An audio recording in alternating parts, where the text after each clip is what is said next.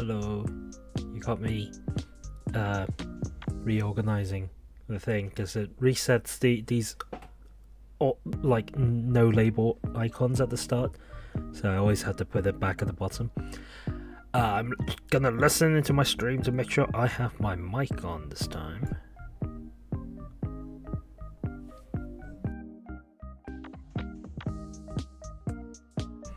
I am talking and I am live. Ooh, okay, my internet is not super stable today, but that's okay. Worst case, I'll do what I do best and make a second stream again. Label it part. That's 5, 6. Hopefully, I want to get this done this weekend. We still have a bit to go through, but we can power through, really. I mean, how much is there? Like, what? 50? 60? Right. To speed things up, I'm going to I'm gonna just not talk too much about each bit. I'm gonna focus a bit more on the bits that I want to focus. So today we're gonna start with the paladins. Paladins are very... Oh no, is my internet here? Please still be here. Oh my god. I think I'm still alive, yeah. And also, this tune is too catchy. Who made this tune? Okay.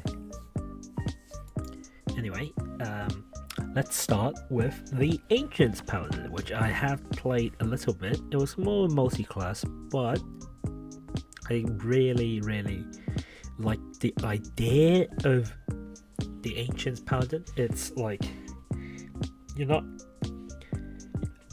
I think people used to think paladins as, well, hopefully not anymore, but the common misconception from perhaps a lesser known play, a person without much knowledge about D&D and the like might construe it as more really goody two shoes. But I think Ancient Paladin is a different take on the idea. You are a protector of like the nature, and essentially your oath is all about protecting the goodness of the world, but not necessarily about your own morals and such. It's just about whether or not life and goodness prevails in the world. So you get some spells as nature. I'm gonna ignore those. At the third level, you get some channel divinity, much like the cleric does, but you're for the Ancient Paladin, you have the channel ability divinity called Nature's Raft, which lets you construct these magical spectral finds, which restrains a foe within 10 feet, and they can repeat a strength or dexterity throw at the end of each of the turn, and when they succeed, it frees itself. So first problem with that is at third level you also get a spell called Ensnaring Strike, which is just focused on firstly just strength saving throw, so you can target weaker people like spellcasters rather than giving them the option to do dexterity save, which usually might be higher for some creatures. Usually creature has good strength or dexterity or both, but rarely do they are bad at either. So plus they do some more damage, and you get it as part of a hit, when there's a bonus action, and then you can hit them as your action as well, rather than taking the action. So this channel divinity is just kind of bad. Yeah. So The other one is Turn the Faithless, much like Turn the Undead for a cleric. But this one's specifically focused on Fey or Fiend. I'm not very inspired by this third level. When I played it, I never really even used either of this channel divinity. So that's fine. But I think the most my favorite ability of the cleric is the 7th level, which is the Aura of Warding. So at 7th level, basically you have anyone that stands within 10 feet of you, including yourself, is resistant to damage from spells, and at the 18th level it goes up to 30 feet. Which, in a magic heavy campaign, this becomes extremely useful. And maybe less useful in a low magic campaign, but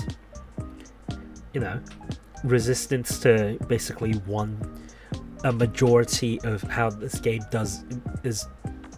deals damage is pretty good.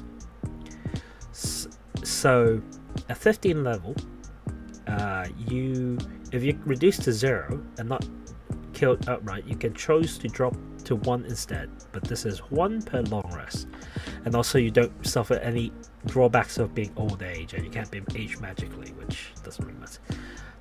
So that's the Undying Sentinel.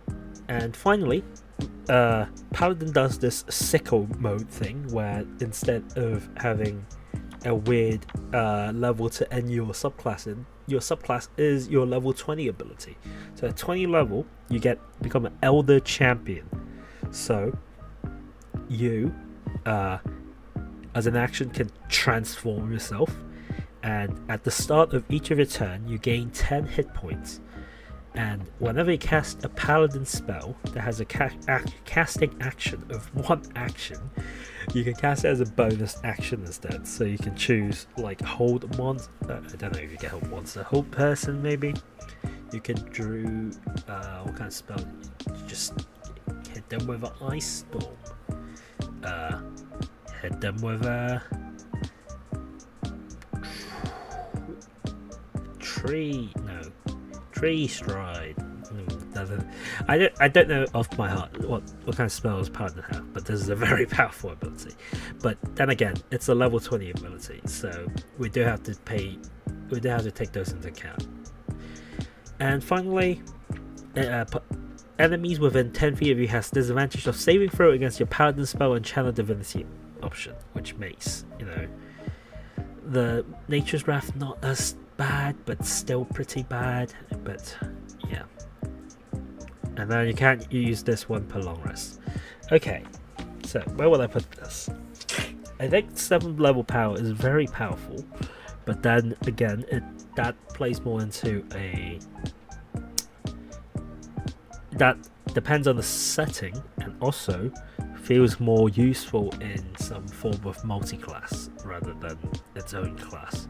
It's 20 powerful. The 20th level ability is strong, but again, it's 20th level, so it can insta kill 100 people, but still, it's 20th level.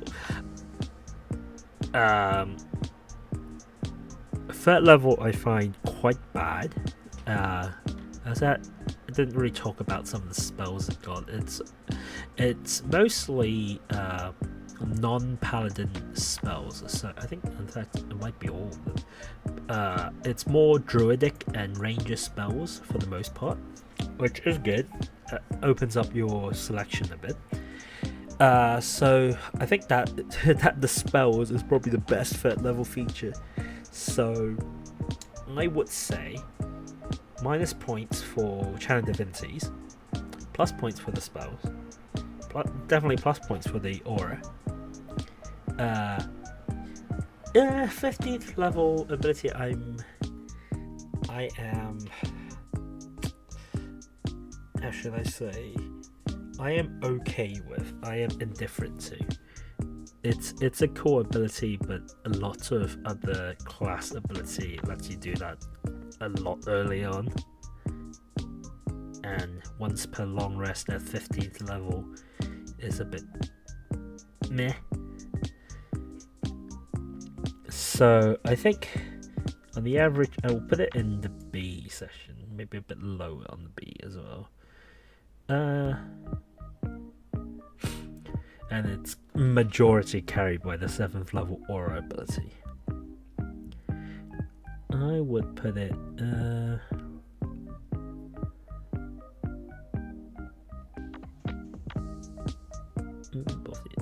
maybe like here. Sure, I'll say that.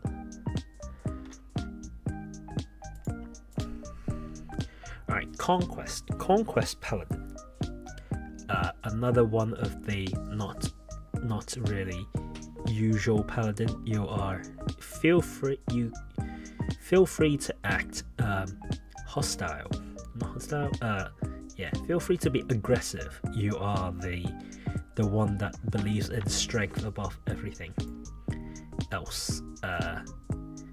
And you are a conqueror. So there's not really that much. If you want to play a paladin without too much of a moral quandary, and you just want to fight things, this would be this is a good oath. Spells pretty, nothing too specific to mention. A lot of it is deal with fear. The armor Agathis, the third level is pretty good. The spiritual weapon at 5th level, which opens up a bonus action to do an extra attack if you want. Other than that, Dominate Person, Cloud Kill. I'm not going to list them all, but there's some good stuff in there. But your Channel Divinity, you can force each creature of your choice within 30 feet to make a wisdom saving throw or become frightened for 1 minute, and then they get make a save every turn. Sorry, my nose is a bit blocked. Which is a lot better than the restraint ability for the other one, considering it's also the restraint ability is 10 feet. You choose one person and a strength dexterity throw. Here's a wisdom saving throw 30 feet, and you can choose as many people as you want. Okay, so then Guided Strike is this other Channel Divinity. So when you make an attack roll, you can use it to +10. It's basically like the War Cleric ability, which is a lot better on the Paladin, because Paladin are designed to fight with melee weapons, and they get extra attack and stuff, whereas Cleric is somewhat kind of designed for the front line, but their majority is spellcaster first and foremost. Okay, 7th level aura is again a 10 feet aura, where if a creature is frightened of you, they remain 10 feet. If the creature is within 10 feet of you, frightened of you within 10 feet, their speed goes to 0. And they take psychic damage equals to half your paladin level if they start their turn there. So basically, you scare someone. When you scare someone, walk up to them, they can't move. And at 18th level, this goes to 30 feet. So your anyone in Channel Divinity is just stopped. Well, yeah. At 15th level, anyone that hits you with an attack takes psychic damage equals to your charisma modifier, which is, there's no limit to this, so it's very good. Add on armor of Agathis, they're pissing themselves just hitting you. Okay, 20th level, again, you become an invincible conqueror. So as an action, you can transform again, sicko mode, once per long rest again. Resistant to all damage.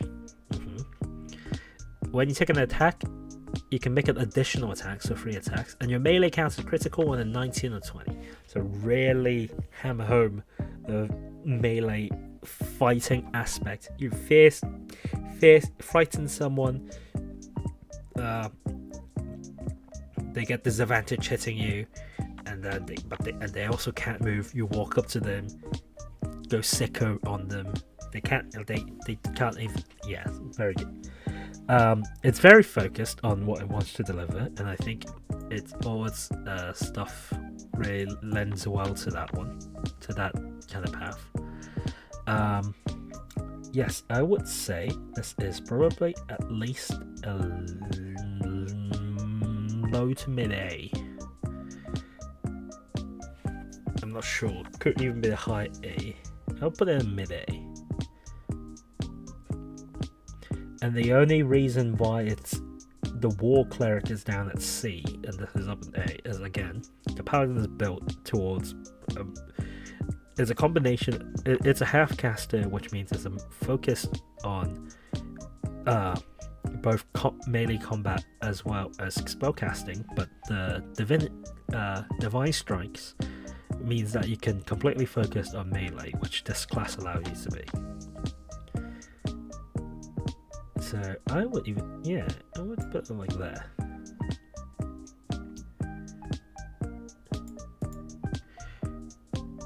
Alright, Crown. Crown is another, again, I keep saying each one's unique. I think they're all unique, let's be honest. Paladins are very unique. Each one lends itself to a different character. Crown is the protector of a specific rulership, I guess, civilization, nation, whatever, sovereign. A protector of a guardian of a society. If you live in a society, you might want to be a crown paladin. But basically, if like the regular paladin, if the devotion paladin, which we'll talk about later, is good, this one is lawful more than anything else.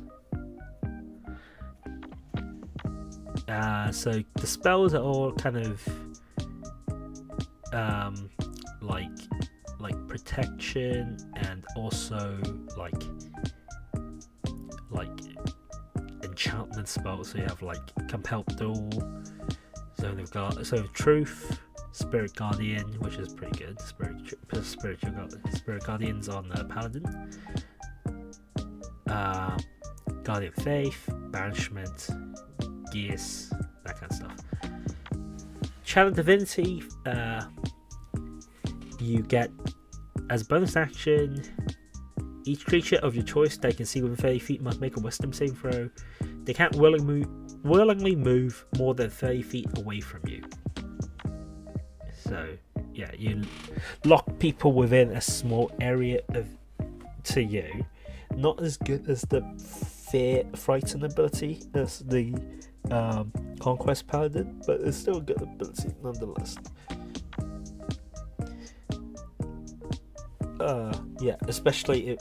Especially if you care more about the locking people down aspect before 7th level. And then you have also Turn the Tide, which as a bonus action you can bolster injured creature. So each creature that can hear you within 30 feet can gain 1d6 plus your charisma modifier if it has no more than half of its hit points. So that last bit kind of puts a little condition to it, but it's a good healing, AoE healing, especially for low level or like an emergency when everyone's down, you need to get everyone up kind of ability. So it's not the worst, but also not the, it could be better. It could be more. It's less versatile because of its weird half the hit point condition. Anyway, at 7th level, when a creature 5 feet of you takes damage, you can substitute your own health for that target creature, causing that creature to not take damage. You take the damage instead and can't be reduced. So it's a good way to be a tank if you're standing right next to someone. You absorb all the damage instead. But although you can't reduce damage, means it doesn't help. You can't get any resistance.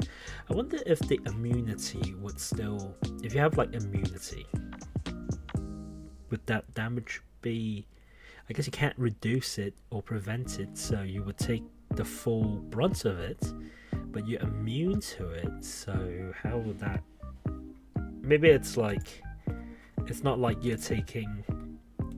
It's not like, say, if you are immune to fire and someone got hit by a fireball, you're taking the fire damage. You're just taking like faith damage. I don't know. Anyway, doesn't matter. At 15th level, you have advantage to all saving throws to become paralyzed or stunned. Yeah, it doesn't come up super often, but when it does come up, you wish you have this ability. Wish it was more.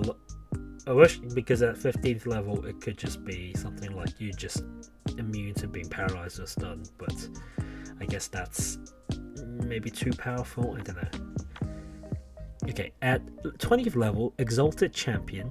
For 1 hour, you can use it action again once per long rest, or if you resistant to bludgeoning, piercing, or slashing. Okay, so well, compared to the Conquest, which had immune to all. Your allies have advantage on death saving throws when 30 feet of you. That's okay. You have advantage on wisdom saving throw as do your allies within 30 feet of you. No, that's okay.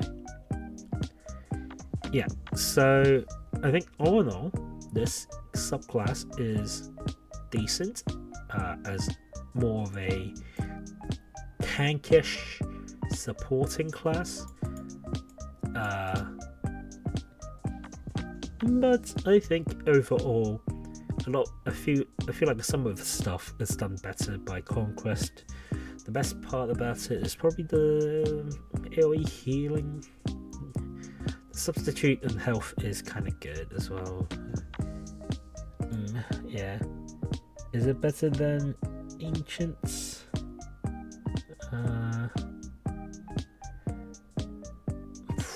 That's a tough question. Is it better than Ancients? I'm have a look at Ancients again. Put it side by side.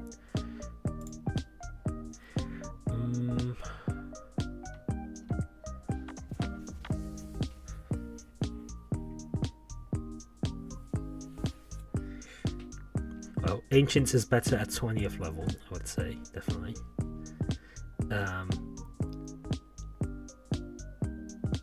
I would say Crown's better 15th level. Ancient's definitely better at 7th level. Chant Divinity better at for Crown, but the spells is probably better for. Well, technically you have Spirit Guardians, so it's tough ass. It's pretty even, I think. I'll put it like just above it, maybe. Alright, Devotion. Each class has one. This is the quintessential Devotion. This is the quintessential Paladin, I would say. So it's a just as virtuosistic fighter, I guess. It's literally sometimes called a white knight, so take that as you will. Spells, as you expect, some kind of it's fighting. It gets spells for fighting evil, protection against evil and good, sanctuary, zone of truth, lesser restoration, dispel magic, freedom of movement, that kind of stuff. Chant Divinity, you can make your weapon stronger for 1 minute. You can use your charisma to attack with that weapon for 1 minute, and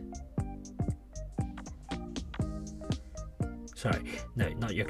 You can add your charisma modifier to attack rolls with that weapon for 1 minute, and it becomes magical. And yeah, So, and the other ability is you can turn the unholy, so fiends and undeads, which is okay. I always find the turn ability a bit specific, just because you need it's very reliant on what kind of enemies you're fighting. But it comes up sometimes. Though this, because the paladin doesn't have ability to destroy later on, turning just means they run away for a little bit. So yeah, it is what it is. So Secret Weapon's pretty good though. So 7th level, your aura. Your friends cannot be charmed within 10 feet of you, and goes up 30 feet later. It's okay. It's not, again, a bit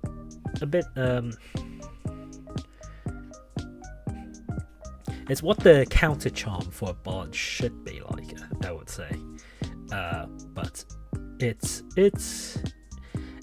another one of those things where you don't really come up often, but when it does, you wish you have it. Yeah, so 15th level, you're always under the ability of a protection from evil and good. If you don't know what that means, which it means a certain type of creature, aberration, celestial, elemental, fey, fiends, and undead, which is a lot of them, has disadvantage attacking you. You can't be charmed, frightened of them, and if you already are, which I guess if you're always under protection of it, you won't be, then you have advantage on these saving throws, which is very powerful. As I recently had a campaign where I was fighting ghosts, a session where I was fighting a lot of ghosts. Yeah, so that's pretty powerful. And 20th level, you become a holy nimbus. You shine bright light for 30 feet. Enemy standing in a bright light takes 10 radiant damage if they start their turn there. And you have advantage on saving throws cast by fiends or undead. Again, very specific and depends on your campaign. And once you use it, you can. It's a long rest, yeah. So only 2 abilities on this one. Well, in bright lights you can't cast it, I guess. So, favorite little meh. A bit weird. 15th level, very good, I would say. Almost as good as some of the other ones. 7th level, a bit meh, and Secret Weapon is pretty darn good. If it adds the damage to the attack damage, if the charisma adds the damage as well as the attack roll bonus, it would have been even better, but that's a bit powerful for 3rd level, I guess. I would honestly put this probably below the other 2. I don't know if that's controversial or not, but I do think there's some powerful stuff here, but it's very conditional and campaign specific, which not. I want to judge this as a general overview of all campaigns. Doesn't necessarily mean this is accurate to all campaigns, but if it's only very specifically very good in one campaign, then shit at the rest. So like, if you never fight any fiends or undead in your campaign, this it makes it a bit weaker. Whereas if you're fighting an avidness, it's pretty good. I'm even tempted of putting it in top of C. Yeah, I'll do that. Sure. Flame me all you want, but I'll put that there for now. Glory Paladin is one of the new ones added, and it is quite interesting. It's all about you. They love themselves. They are the ones that make sure they are the principle of what people they're like Arnold Schwarzenegger basically.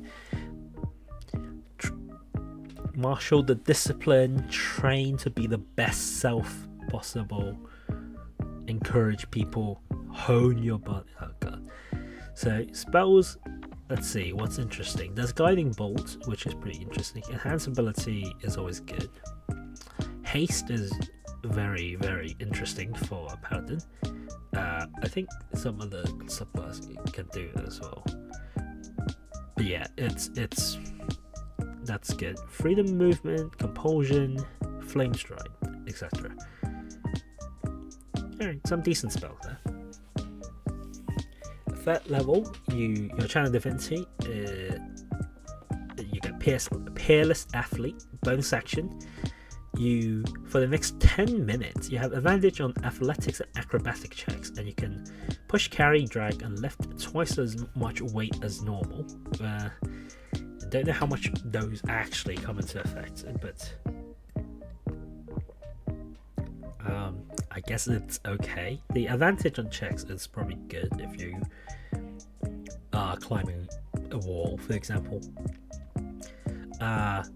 Your long and high jump extends by 10 feet, which again is handy when it comes to play, but quite situational. That's fine. Inspiring Smite. Immediately after you hit a creature with Divine Smite, you can use it as a bonus action and give temporary hit points to creature of your choice, including yourself, 30 feet. Within 30 feet of you, 2d8 plus your level of temporary hit points. Total of 2d8 plus your level, and you can divide among the chosen creature. Obviously not 2d8 plus your level to each creature, that would be too much. But what, 2d8 average is about 9, so at this point it'll be 12, goes up to 29. I mean it's certainly good. Yeah. End of sentence. Sure.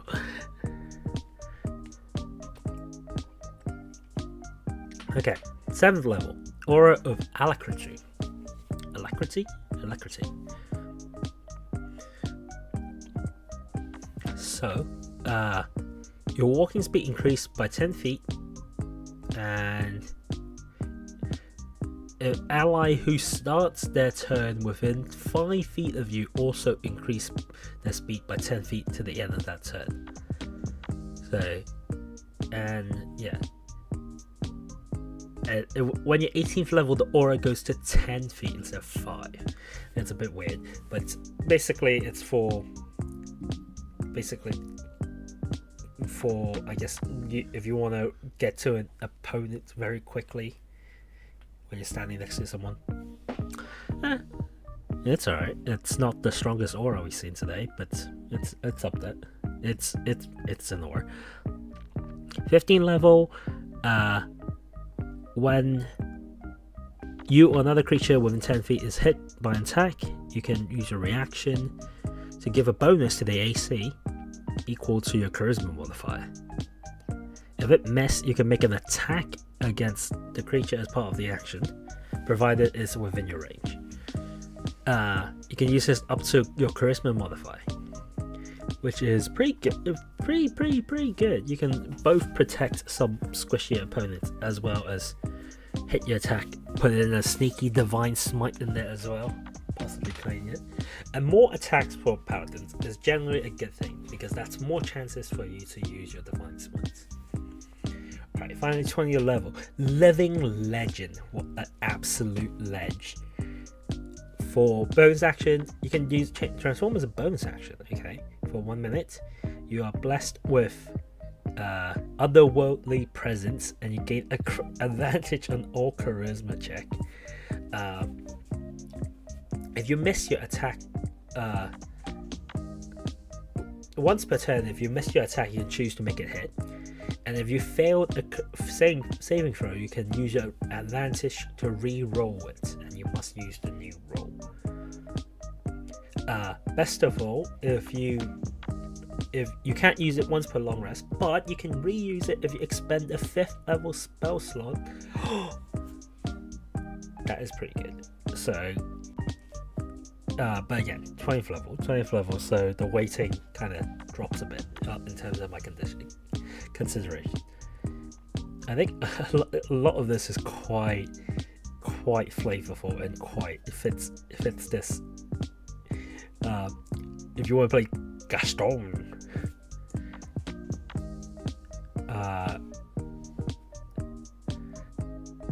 yeah, I would say it's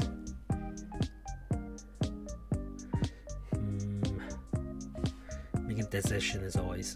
I think Inspiring Smite is the standout at third level. Peerless Effort is adds some versatility outside of combat in terms of just move. In terms of you probably get to use that quite often. Aura of Alacrity is not very powerful, but it's useful nonetheless. 15th level is very useful. High B over A. I'd say high B.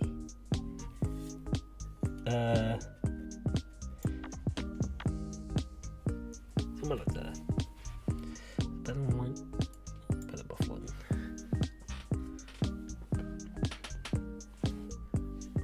Oh, okay.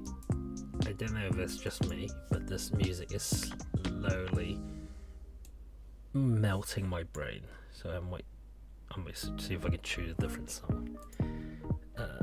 Give me 2 seconds.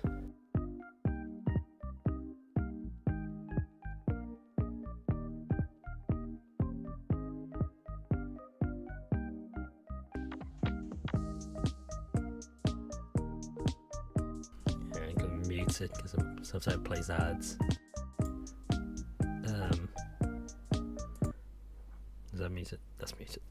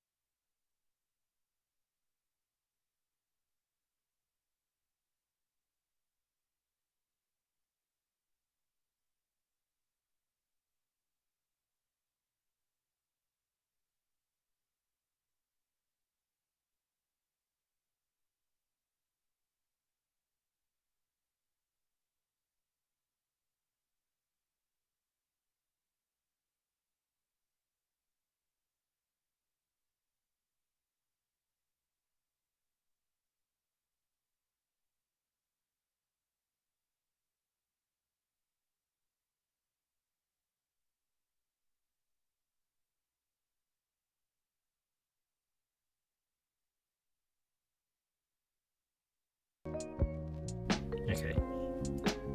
Sorry, that was a lot of dead air. It was just me picking a song. That isn't just a loop. Alright, we're back. So, where were we? We just selected Lori, and then now it's for every I wouldn't say edgelord, but every maybe if you don't want to be bound by your oath, you can become an oath breaker. Ooh, you're about against the oath. You don't want to play. You want to play paladin, but not a paladin at the same time. So this is all about damage, dark evil. You can play it as not evil, I guess, but it's kind of like the idea is that this is an evil paladin that neglected their oath. So spells you have, oh, it's so edgy. You have Hellish Rebuke, inflict wounds, or Crown of madness, darkness. Animates dead, which is pretty good. Pretty interesting for a paladin. You can be one-man army. Blight, dominate person. Your channel divinity. As an action, any undead, if you see one undead within 30 feet of you, it can make a wisdom saving throw and it must obey your command for 24 hours. Challenge rating equal or greater than you is immune. So there's that. Or until you use your channel divinity again. But Mr. Lich, you're minor. Well, they'll pass because of various reasons, but that it would be funny to think about it. Dreadful aspect is your other I don't know why I'm putting a voice, because you're edgy, I guess. Each creature within 30 feet of you must make a wisdom saving throw or succumb to the darkest emotion or be frightened of you for 1 minute. If they move 30 feet away from you, they can make another saving throw. So make sure to keep them close. Alright, I'm gonna stop with my voice. I'm gonna stop with the voice, but I am not sorry about it. Alright, 7th level. Paladin, as well as any fiend or undead, gains a bonus to melee attack roll equal to your charisma modifier. And this goes to 30 feet. So this is basically the channel divinity for the devotion paladin, but permanent on. Wait, actually no, because that one's on the attack roll. This one's on the damage. But you can also affect fiends or undead. So animate as much undead as you want, and they all get a little buff. 15 level, bludgeoning, resistant to bludgeoning, piercing, and slashing from non-magic. That's fine. 20th level, you can become a Dread Lord. As an action, you surround yourself with an aura of gloom for 1 minute. Oh, I'm bleeding from all the edge. It reduces any bright light in 30 feet to dim light, and if a creature is frightened by the paladin, start the turn in its aura of 30 feet gloom. It takes 4d10 psychic damage, and you can choose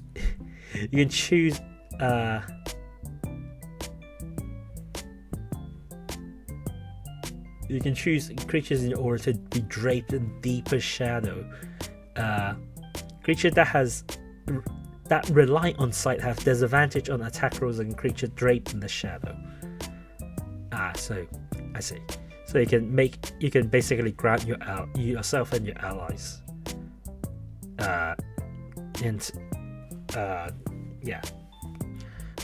to have disadvantage on the attack roll on you. That's pretty good. And then you can use your bonus action while the aura is last to make a melee spell attack against the target. Oh, yeah, you can choose it to attack a creature, and they take 3d10 plus your paladin's charisma modifier as a bonus action. And then, again, you can't do this one for long rest. You get the idea of it by now. I would say it's an interesting subclass. The boosted undead is certainly weird. It lends itself to a certain play style. If you have a necromancer in your team, you definitely want an Oathbreaker paladin, I'll tell you. So I would say overall,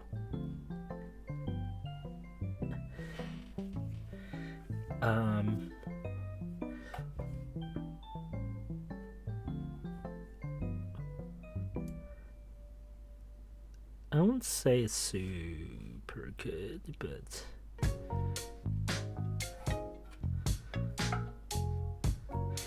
yeah, a lot of it's quite situational. If you never fight undead,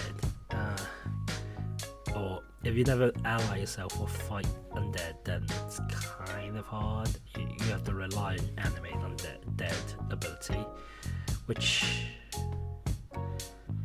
you don't have a lot of third levels, but you get that by like 9th level.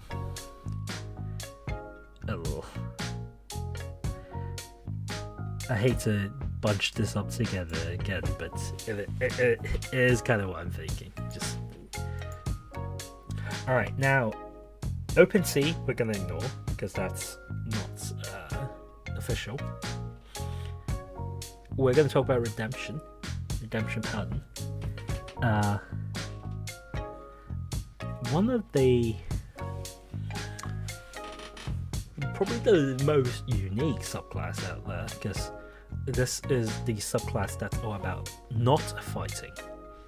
I'm gonna turn this music down just a smidge, by the way.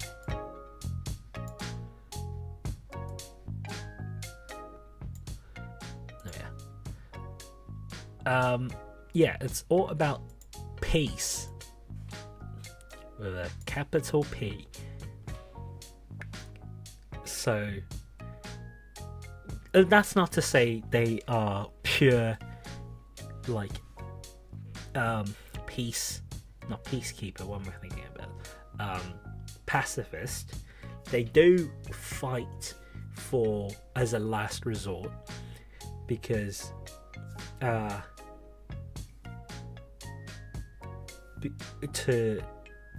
as in if someone's not savable by diplomacy,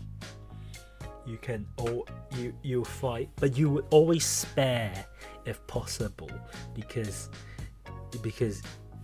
you want them to be turn good in the future, even horrible creatures, like inherently evil creatures like devils.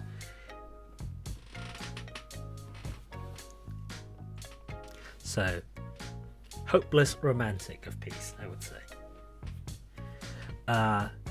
All your spells are surprisingly, unsurprisingly, no damage costing spell here. You have protection and mitigation spells such as Sanctuary, Sleep, Calm Emotion. You have Hold Person and Hold Monster, Hypnotic Pattern, Counter Spell, anything to stop a fight basically. And Channel Divinity is not damaging, so you have bonus action. You grant yourself +5 to the persuasion check for the next 10 minutes as a bonus action. You can also immediately after a creature attacker within 30 feet of you deals damage to a creature other than you, you can use the reaction to force them to make a wisdom save throw, and on a failed save they take radiant damage equal to the damage it dealt. On success they hit half the damage as a rebuke basically. So your aura at 7th level, you can when a creature within 10 feet takes damage, you can use your reaction to take that damage instead of the creature, and again it can't be reduced anyway, so it is the other ability that you get at 15th level for the I can't remember which one that was. You might remember. Anyway,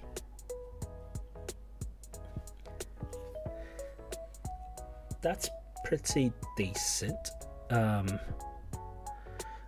So at 15th level,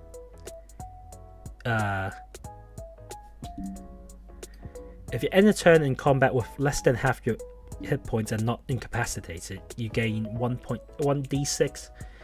1.6 would be very bad. 1d6 plus half your paladin level. Yeah, very good. Okay, topped you up at half. And finally, 20th level, you're Emissary of Redemption. You have resistance to all damage dealt by other creatures, attack, spells, and other effects. Very good. And when they hit you, they take radiant damage equals to half the damage you take from the attack. If you attack a creature, cast a spell on it, or deal damage to it by any means other but this feature, neither benefits work against that creature until you take a long rest. So, ideally you would buff your allies instead during that time, or if you want to be really bold, try and stop the fight. It lends itself to a very interesting playstyle, but it has to be something everyone agrees with it. Some people might just prefer to fight in a D&D game. So if you want to play this, talk to your group and your DM to see if they are willing to do a campaign where you try and talk your way out of most things. I'm sure DM will find ways to force you to fight, but where would I put that? I don't want to fault it just because it tries to play a peaceful class in a Dungeons and Dragons game. So I think it lends itself to a very unique playstyle, and the tools it give to lend itself to that playstyle is pretty good. You can be you won't be a damage dealer, but you will be a good controller, you would be a good tank, essentially a good support. Yeah, I'll put you just above that trio there.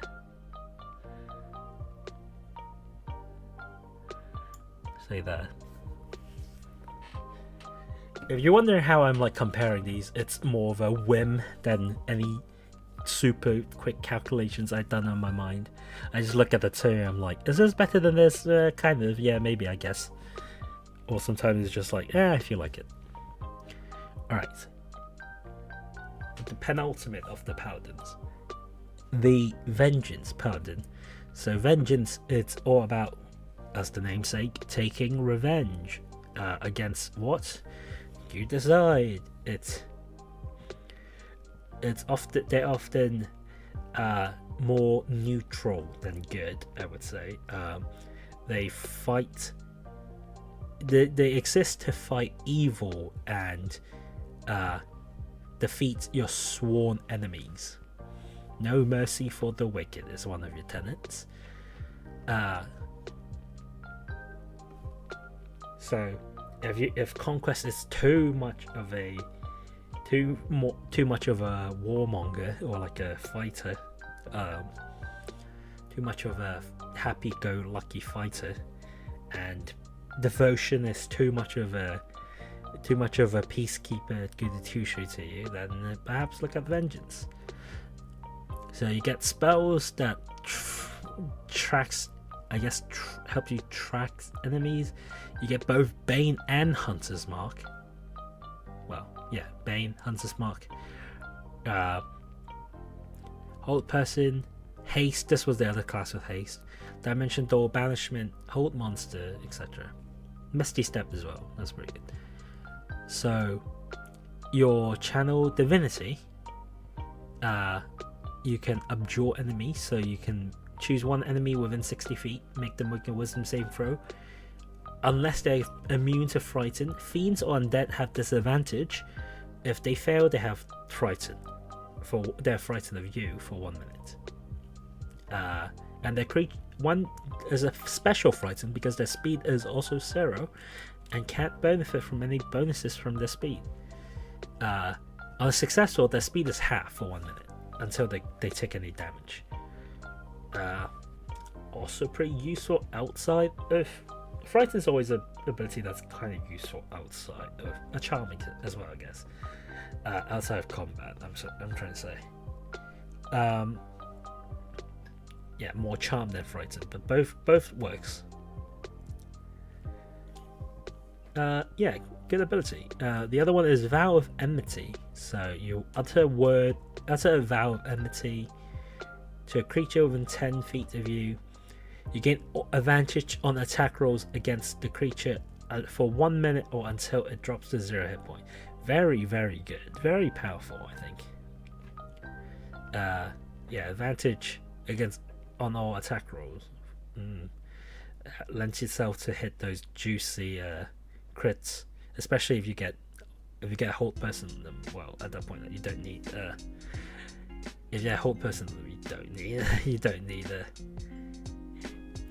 vow of enmity. But yeah, anyway.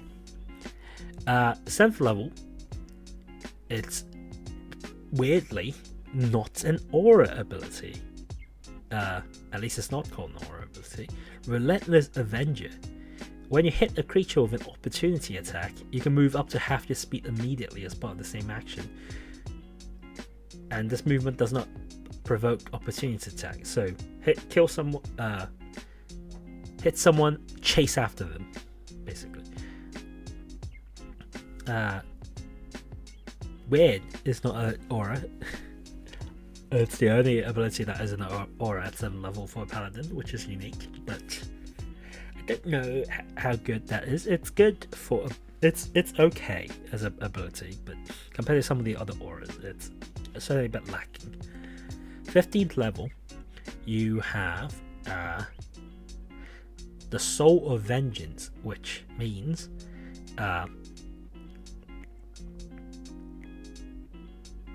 when a creature is under your Vow of Enmity, the Channel Divinity ability, which gives you advantage, you can use your reaction to make a melee weapon against that creature if it's within range. When the creature makes an attack, you can use a reaction to make a melee attack, which again, decent, pretty good. 15th level. It uses one of your Channel Divinity ability, which is it's quite interesting. But how many Channel Divinities do you have at this point? You have one? No. You have three. You have three at 15th level. Yeah, that's not bad. But also then limits what you want to use that Channel Divinity for. Yeah, but okay, yeah, I'm happy with that. So 20th level, Avenging Angel, which again, transformation, 1 hour, use your action, you get wings and you can fly for 60 feet. If you haven't seen the other videos, you know what my views on flying is. Not the biggest fan, but it is what it is. It's a core ability. You emanate an aura of menace within 30 feet, or edgy. And if an enemy creature enters your aura or starts its turn there during a battle, they make a wisdom saving throw or become frightened for you for 1 minute or until it takes any damage. Attack rolls against that frightened creature have advantage. Okay, so it's like abjure enemy to whoever comes into your aura. Yeah, I mean, that's okay. That's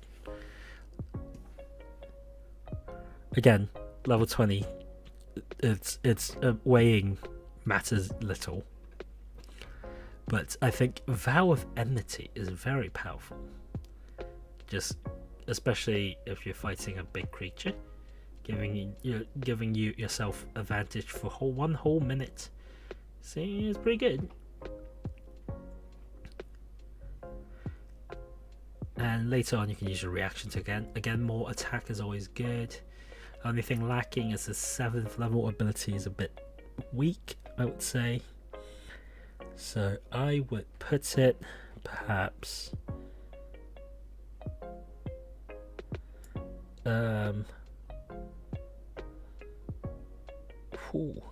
another B. No, I would say lower A.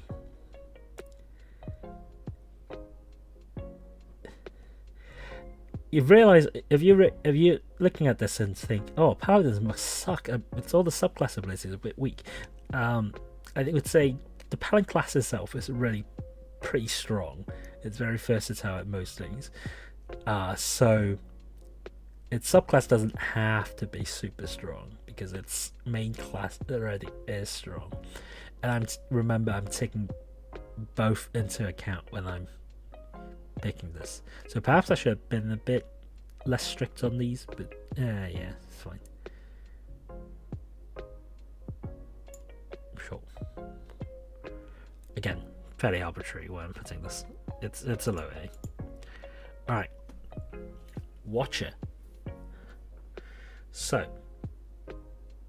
Watcher is a final paladin, and it has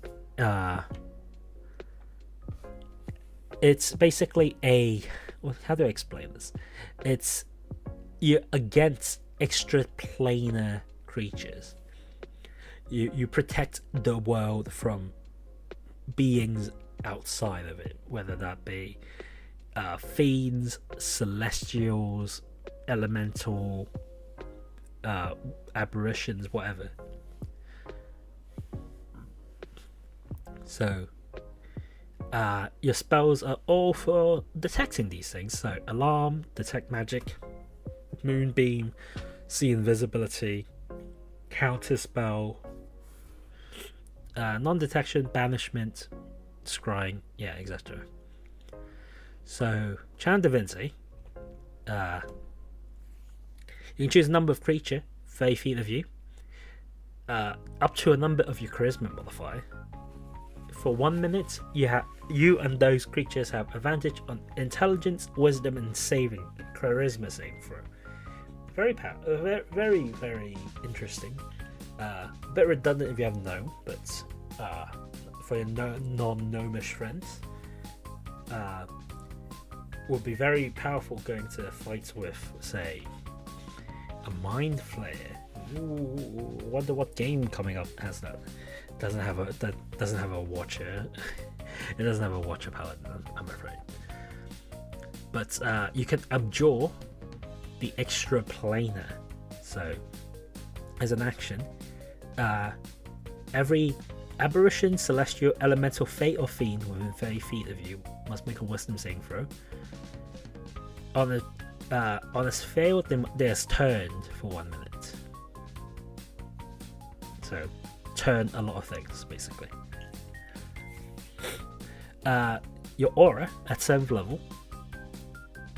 When you and your creature of your choice within 10 feet rolls initiative, you gain bonus to initiative equal to your proficiency bonus.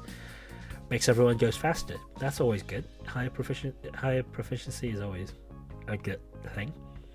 18th level, that becomes 30 feet. 15th level, you learn to chastise. Oh my god. Okay, these flavor text. You learn to how to chastise anyone who wield beguilement against you and your wards. Big words.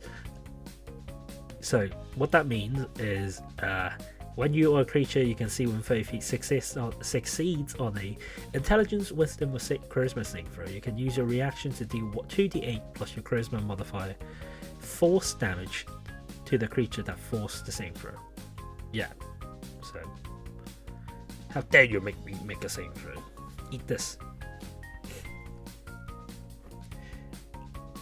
And 20th level, Mortal Bulwark.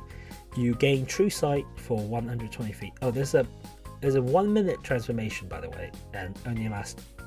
You can use it as a bonus action. True Sight. You have advantage on attack rolls against aberration, celestial, elemental, fate, or fiend. When you hit a creature with an attack roll and deal damage, you can force it to also make a charisma saving throw.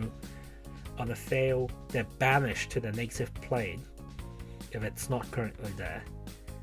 And if they succeed, they can't be banished for 24 hours. So just infinite banishment smite, basically. Yeah, wow. once you use this bonus action, you can't use it until long rest or use a 5th level spell. I love that last ability, but it's a shame it doesn't affect my rating too much. It might move it like up or down like 1 or 2 spots. So where would I put this? I would say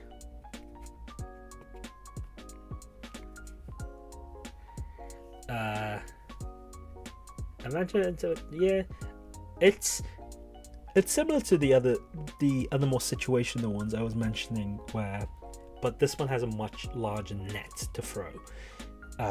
5 different types of, you're probably bound to fight at least one of them, unless you only fight giants, humanoids, and monstrosity in your campaign. But yeah, I would say this is pretty decent. I'll put it a high B though, I think.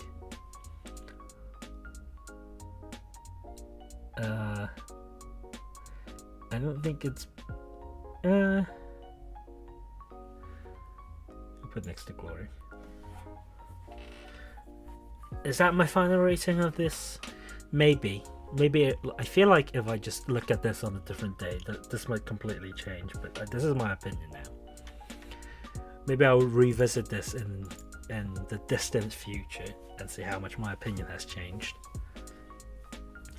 Alright, we're now at Ranger. Let me take a sip of water and we'll go through Ranger.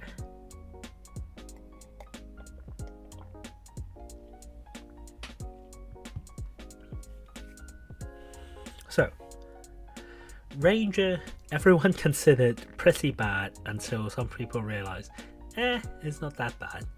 But there's still stuff that you would want to change. Its old abilities, the favorite enemy is my problem with the other paladin subclass exacerbated to 100. Basically, you have to be a focused master on one specific type of creature, then all your bonuses are more towards stalking the creature rather than actually help you defeat the creature, which people dislike. It uses a lot of travel mechanics that most DM won't really care about, which was another problem.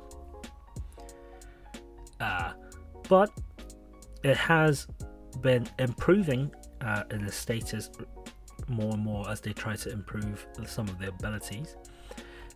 Most people are more complaining about the monk now, I believe, than the ranger. I don't know what exclude. I guess it in the same sense that a melee fighter could do, or a barbarian, I guess. I'm not sure about barbarian, but the melee fighter can out damage, say, a melee paladin. In the long run, a melee paladin has what we call burst damage. It spikes up with its smite ability. Whereas a ranger has its magic, but is it in the damage front, does it compare well to, like, say, a rogue or a ranged fighter? I would say not. So if damage is out of the question, what else does it have? Well, it's an expert at most things, so it has high ability checks, but that's also part of rogue's, like, wheelhouse. So what does ranger have? Well, it can also cast spells, but so can a bard, and bard also have expertise. So it's I would say it's kind of a middle ground if you want a fighter rogue, someone that can do damage, someone who's good at doing skill checks, someone who can cast spell. Somewhere in the middle, doesn't really have its own distinct ability, I would say. But from what my experience, the rangers seem to always do fairly high damage. Though I always have in the back of my mind, I'm pretty sure a fighter can do more damage than that, but I don't want to be rude at the time, so I don't know. Anyway, my opinions on ranger is irrelevant on how we how we grade a subclass. So we start with Beast Master, which let me see if I can actually find.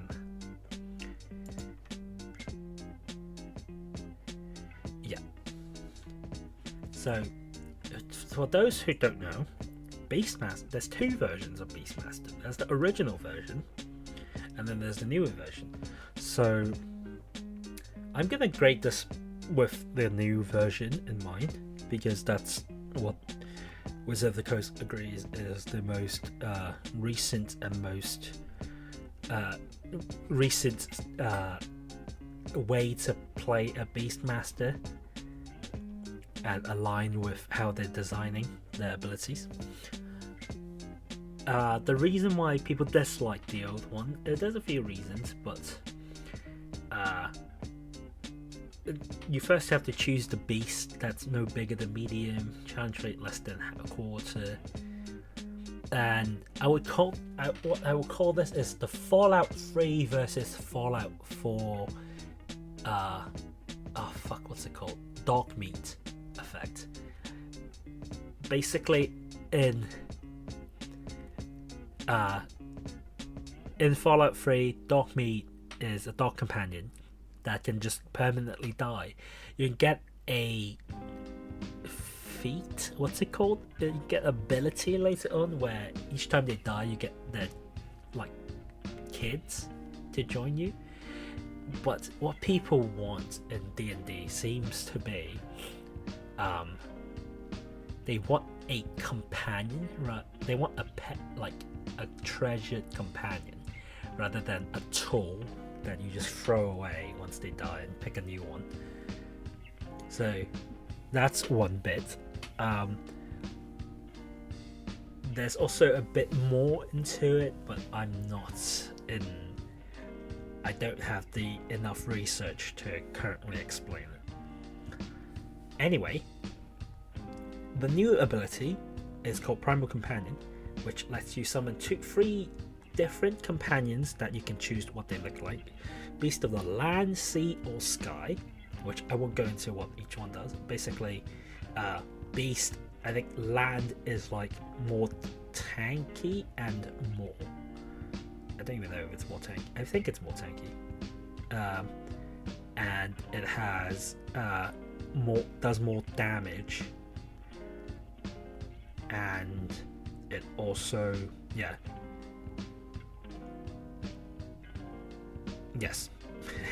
let's say yes.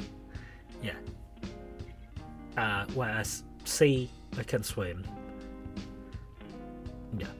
that's kind of why you want the sea. And the sky, it can fly, and it can do flyby, which means you can hit someone and run away without getting hit back by an opportunity attack. But it does the least damage, I believe, and also the least tanky. So pick those.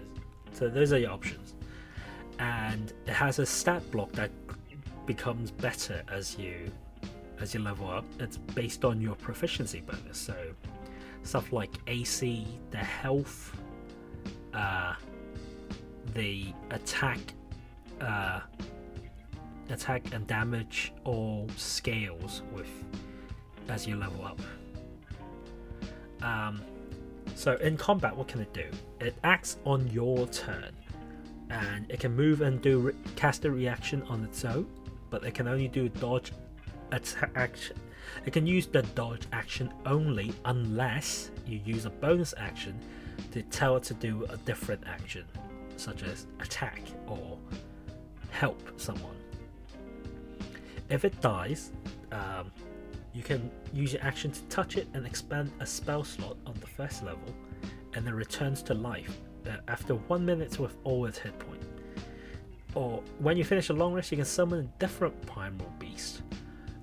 You can flavor it to be the same beast with wings now, or you can choose a whole new beast. You can flavor it as a different beast altogether. Up to you. Yeah, but you can every long rest you can choose which one you paid.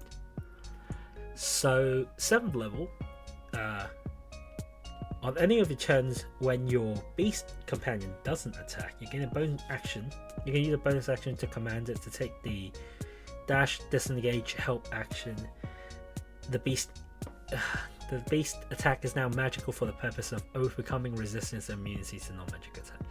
So, if you were wondering, hey, but it can already do those things that it couldn't prior at the old version. So now 7th level is, if you're using the new version, it's just a dead level. You can't. The only thing it does is make the attack magical, I guess.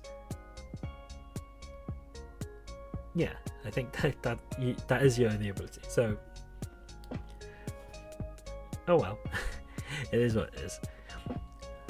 11th level, when your beast companion takes the attack action, it can make 2 attack, or it can take multi-attack if that had that action.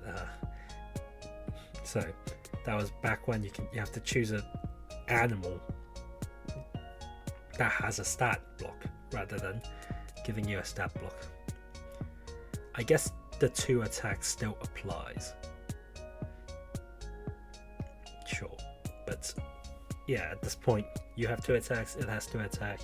You're pumping out some damage. So 15th level, when you cast a spell targeting yourself, you can also affect your beast companion with the spell if the beast is within 30 feet of you. So curing spells, decent. There's probably better spells out there that buff yourself that I can't think of off the top of my head. Okay, so if this was the old version, I would have put it maybe like, it would be high F or low D. New version, I think there is a bit of a dead level, but having a companion basically makes double your movement, so I would at least put it. A difficult choice, I'd say, because this one is always a bit of a contention. I would say I'll just put it at the bottom B. Sure. If this was how fun, how like ignoring mechanic, how interesting it would be very high at the top, because you can basically have a little pet. Speaking of pets, the next one is Drake Warden. I have a friend that plays this subclass in one of the campaigns I'm playing. What if you are a Beastmaster, but instead of having a wolf companion, you have a freaking dragon, or I guess a drake? Yes, please. So, 3rd level, Thaumaturgy, you can speak Draconic. That's okay. You can summon Drake, which you only have 1 stat block instead of 3, but you can choose which element it is. So, the standard Tiamat ability. Hang on, let me double check if that's actually the case. Yeah, it's the Draconic Axe. So they have a damage immunity based on which one you choose, and it also it does a bite damage, but it can also use a reaction to infuse a creature's attack with a weapon with the elemental damage. So if someone outside of you, or perhaps I guess you as well, makes an attack, your companion can infuse that damage with some of the elements, whether that be acid, fire, whatever. There's also scales with your proficiency bonus, and armor class and hit points, etc. So, and again, it shares your initial count. It's basically like the last one. It shares your initial count. You can only take dodge unless you use bonus action to command it. If you're incapacitated, it can take any action, not just the dodge. And it remains at 0 hit points until 0 hit point. You can use this feature to summon it again.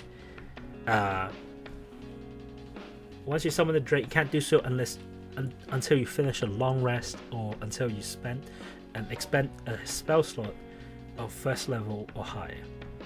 So kind of like the last one, except you just resummon it instead of reviving it after a minute. 7th level, your Drake is now medium size.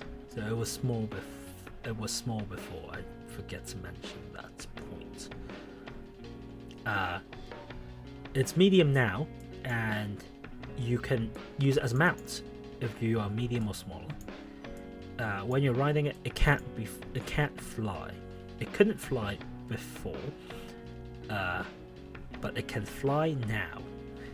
It grows wings and gains a flying speed equals to its walking speed, but it can't fly while you're riding it. You're too dummy thick. It wings no work when you're on it.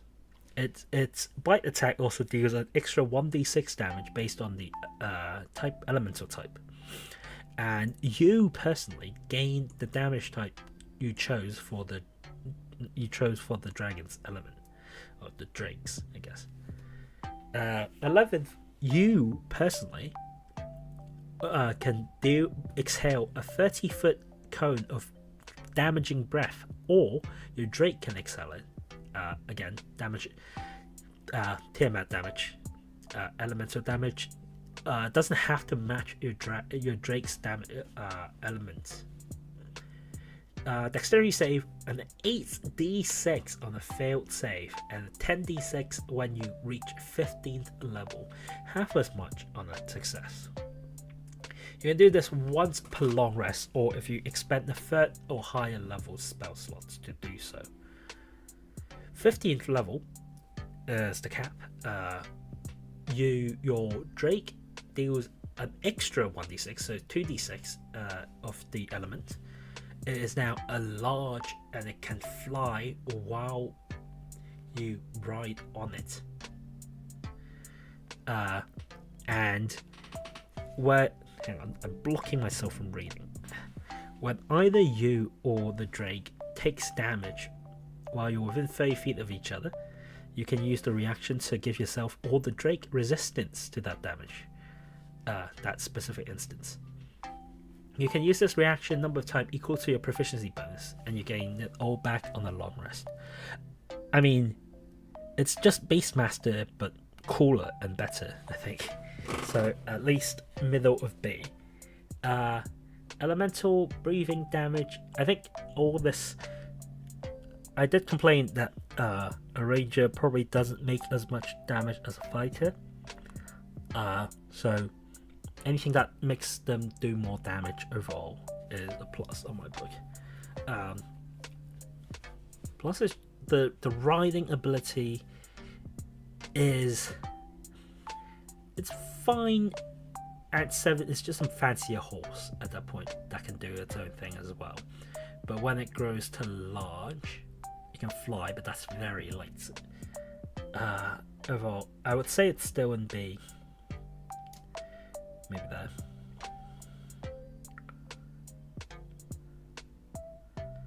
Yeah, sure. I was going to change it, but I was like, never mind. Anyway, let's move to the Fey Wanderer. The one that most, like when I first saw it, really didn't interest me flavor-wise. But some of the abilities are pretty funny and interesting and powerful. So, you are somehow influenced by the Fae. You can cast Fae magic as a wanderer.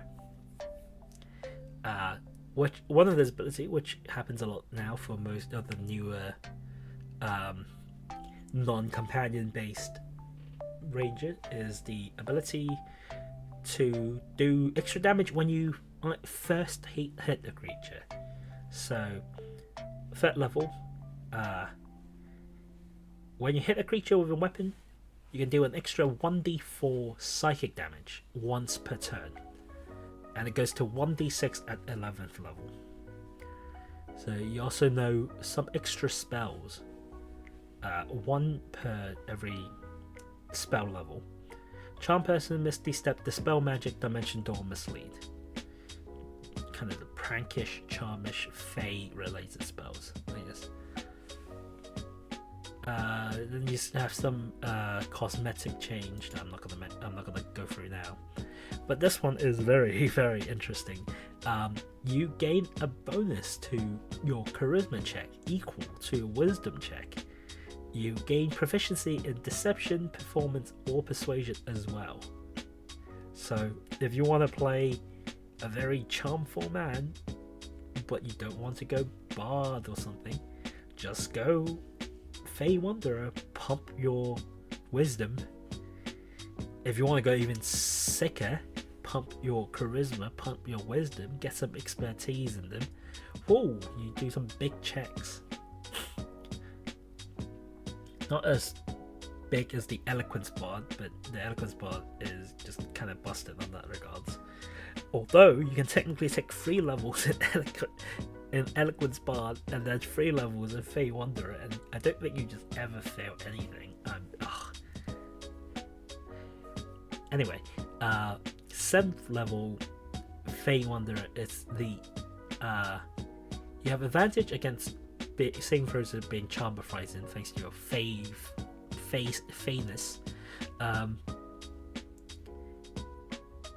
and whenever you see a creature within 120 feet of you succeeding on the same throw, being charmed or frightened, you can use a reaction to force a different creature within 120 feet to make a wisdom save throw against your spell DC, and make them charmed or frightened off to you, and they can repeat.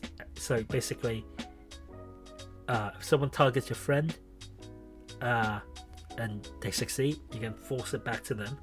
Alternatively, if an enemy, you try and charm an enemy, they pass, just switch it to another one. It's interesting. It's an interesting ability. Very Feyish. 11th level, Fey Reinforcement. Royal Club, blah blah blah. You can summon Fey. It doesn't count as the number of ranger spells you know, and you can cast it without the costly material components. You can cast it once without a face spell slot, not a face slot, and you can regain your ability to do so when you finish a long rest. And you can modify it so it does not require concentration, but it becomes 1 minute instead of 1 hour. So summon a cool Fey Spirit for you at 11th level. That's fine. 15th level, you can slip in and out of the Feywild, cast Misty Step without expanding a spell slot, up to your Wisdom modifier. I really wish this was just unlimited Misty Step, but I guess it's a bit too strong. In addition, when you cast Misty Step, you can bring along one willing creature you can see within 5 feet. They also teleport to an unoccupied space of your choice within 5 feet of your destination. So basically Dimension Door with less range.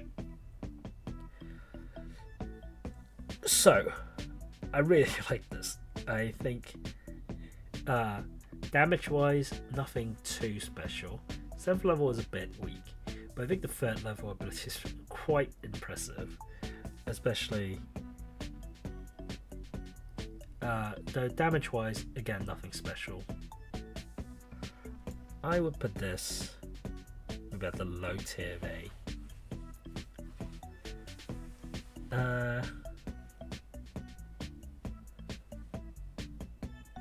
Sure.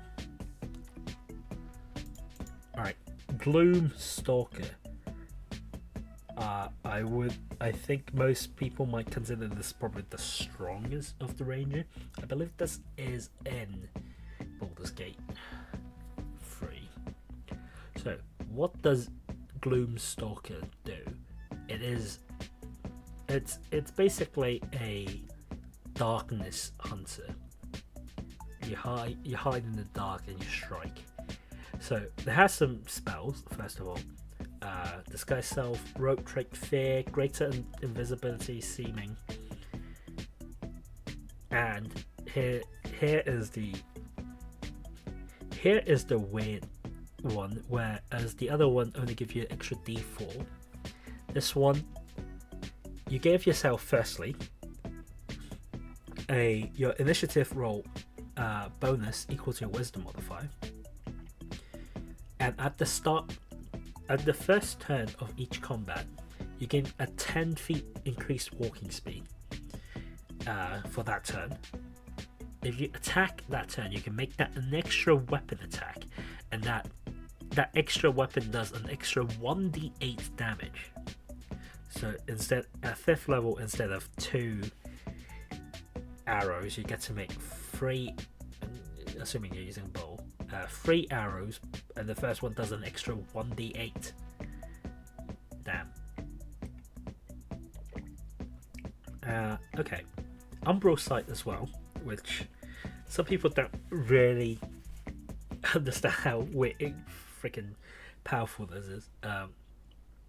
So you gain dark vision. That's fine. That's not powerful. But any creature that uses dark vision, while in darkness, you are invisible to any creature that tries to seize you in dark vision. So yeah, if you're invisible when you're in darkness, they just have, even if they can see you with dark vision, they just have disadvantage in hitting you. And if they can't see you, well, they have disadvantage as well because they're blinded. And you have advantages against them as well. So that's 3 arrows at 5th level with advantage. First one doing you can see why people think it's powerful. Alright, 7th level, you gain proficiency in Wisdom Saving Throw. If you have it, you can change it to Intelligence and Charisma. Not super powerful, but useful. Definitely useful. Getting saving throw is always useful. 11th, you learn to attack with unexpected speed. So on top of 3 attacks, you can turn one off on each of your turn. You can if you miss a weapon attack, you can make an extra weapon attack as part of the same action. So that's 4 arrows you're firing now if you miss one of them. Okay, 15th level, you can whenever a creature makes an attack roll against you and does not have advantage on it, you can use your reaction to make it a disadvantage. So yeah, if you're somehow out of the darkness and they get a drop on you. I mean, it's a high A. I wouldn't say it's an S.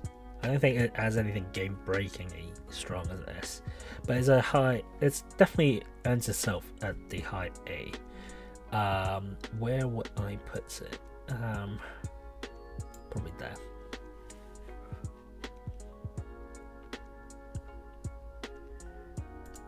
Right. Horizon Walker is the next one. This one's a bit. This one is a bit interesting, just because depending on what campaign you can really break your DM's game, just because of this detect portal ability. Before that, there's some magic spells: protection against evil and good, misty step, haste, banishment, teleport. It's the equivalent of the paladin. What's it called? Hang on, the Watcher's Paladin. No, this one came first, so technically the Watcher Paladin is the equivalent of this. But third level, you can detect planar portals up to 1 mile of you, once per short and long rest. Yeah, if your DM has a weird planar thing, this could really derail your DM if they then plan ahead. So third level planar warrior, you learn to draw on energy of the multiverse. Gosh, that word. So when you hit a creature on this turn, or that as a bonus action, you can choose a creature to hit. All damage dealt by the next attack you hit will become force damage, and it's an extra 1d8 force damage from the attack. At 11th level, that extra damage becomes 2d8. Good to know. So far, the Fey Wanderer has the least damage, but that doesn't need that. That does something else. So Ethereal Step, as a bonus action, you can cast Etherealness without expending a spell slot, but it ends at the end of current turn. You can do this one per short or long rest. So Etherealness is a 7th level spell. Basically, it takes you to the ethereal plane, and it's basically like, I guess, a fancy teleportation, like a misty step you can do, with a bit more distance, unless I'm missing something. But you can't, yeah, because the usual etherealness lasts up to 8 hours, but if it lasts to end of this turn.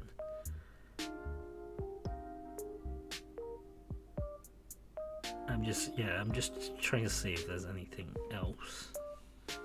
There's just nothing, I guess nothing in the ethereal plane affects you, but I can't that's kind of the same way. I guess you can do other stuff while you're in it. Like you can cast a buff on yourself while you whew. No, I think it's just a fancy teleport anyway. Okay, at 11th level, you get an ability to pass between planes.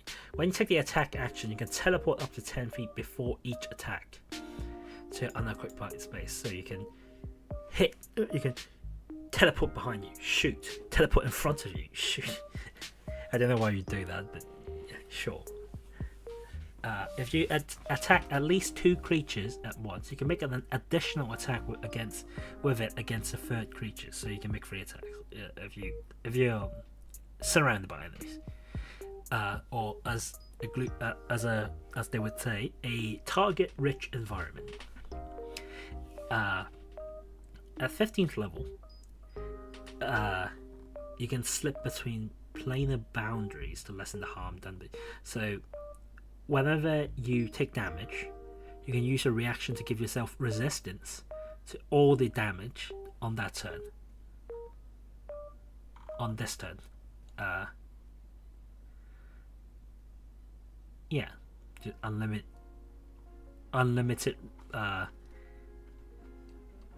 limited only by a reaction. So I would put this, where would I put this?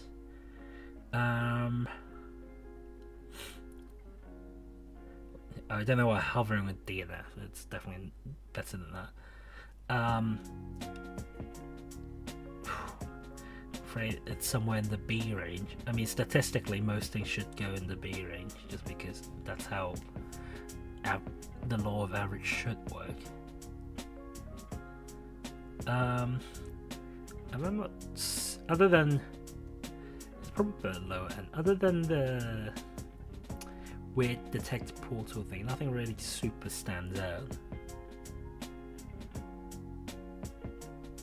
So there, break up the 2 fighter ability. All right, Hunter, the other, I guess this is the well, some people would say the Beastmaster is the quintessential ranger. This is probably more the quintessential. This is the the original subclass that gave you, I guess, a lot of choices for martial classes, especially. Well, battle mass exists. I don't know what I'm talking about. Anyway, this is the ranger ability that gives you choices. Anyway, so 3rd level, you get Hunter's Prey, so you can choose one of 3 things. Colossal Slayer, so if you hit a creature, they take extra 1d8 damage if it's below its hit point maximum. But only one per turn. Or you can take Giant Killer, which if a larger creature within 5 feet of you hit or misses you with an attack, you can use a reaction to attack that creature immediately after its attack, provided you can see it. And Horde Breaker, once on each of your turn, when you make a weapon attack, you can make another weapon attack with the same weapon against a different creature within 5 feet of the original target. Okay, so 7th level, you get another choice. So either escape the horde, opportunity attack against you is a disadvantage. When a creature hits you with an attack, you gain a +4 bonus to AC to all subsequent attack. That's the multi-attack defense, by that creature for the rest of the turn. And Steel Wheel, you have advantage on being frightened. And multi-attack is at the 11th level name ability, so you have 2 choices. Either Volley, you can use your action to make a range attack against any number of creature within 10 feet of a point you can see. So I guess technically you can hit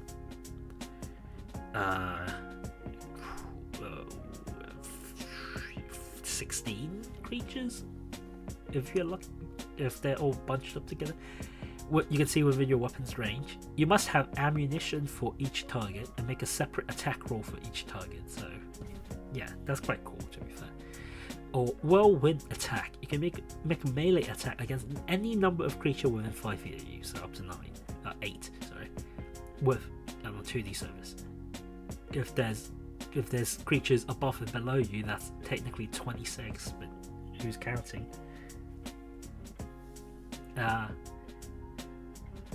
Again, separate attack roll for each creature, each target. 15th level, you can choose either Evasion, the rogue ability, Dexterity Saving Throw, get out,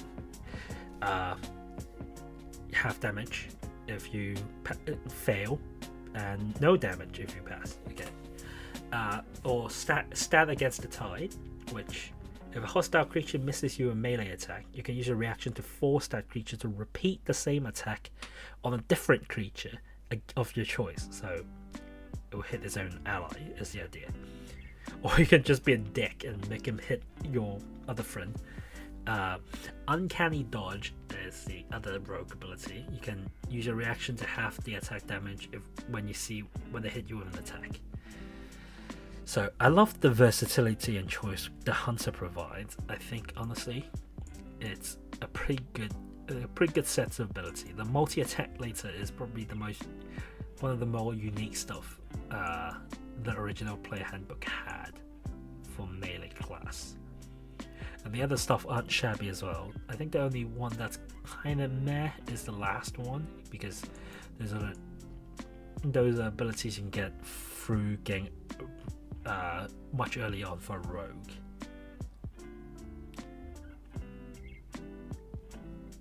So I would put it. Ooh, I'll put it above the Fey Wanderer actually. Now that I think about it. So maybe like just there. Alright, next one. Monster Slayer. So, Monster Slayer, you get some spells. Protection against good and evil. Zone Truth, Magic Circle, Banishment, Whole Monster. It's weird wonder what a Monster Slayer actually is, because they don't really describe it very well. You learn talent to seek out and overcome monsters, which are vampires, dragon, evil, fae, fiend, other magical. Which isn't that just what most ranger kind of is flavored as? I don't know. Anyway, third level you get hunter sense. You can choose one creature within 60 feet. You can immediately learn if it has any damage, immunity, resistance, or vulnerability, and what they are. Unless they're hidden by the divination magic, then you descend nothing. You can do this a number of times equal to your wisdom modifier. You also know Slayer Prey. As a bonus action, you can dedicate one creature as your Slayer's Prey, I guess. And the first time you hit this creature with a weapon attack, it takes an extra 1d6 damage. You can do this. It lasts until a short or long rest, and it ends early if you designate a different creature. Yeah. So 7th level, you get extra resistance against your prey's assault.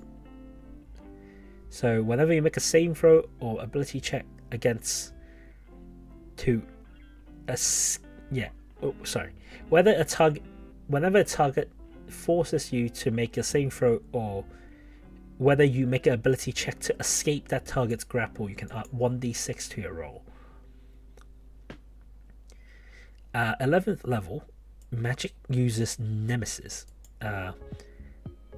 So whenever you see a creature casting a spell or teleporting within 60 feet of you, you can try to foil it by using a reaction. They must make a wisdom saving throw against your DC, or its spell or teleport fails and is wasted.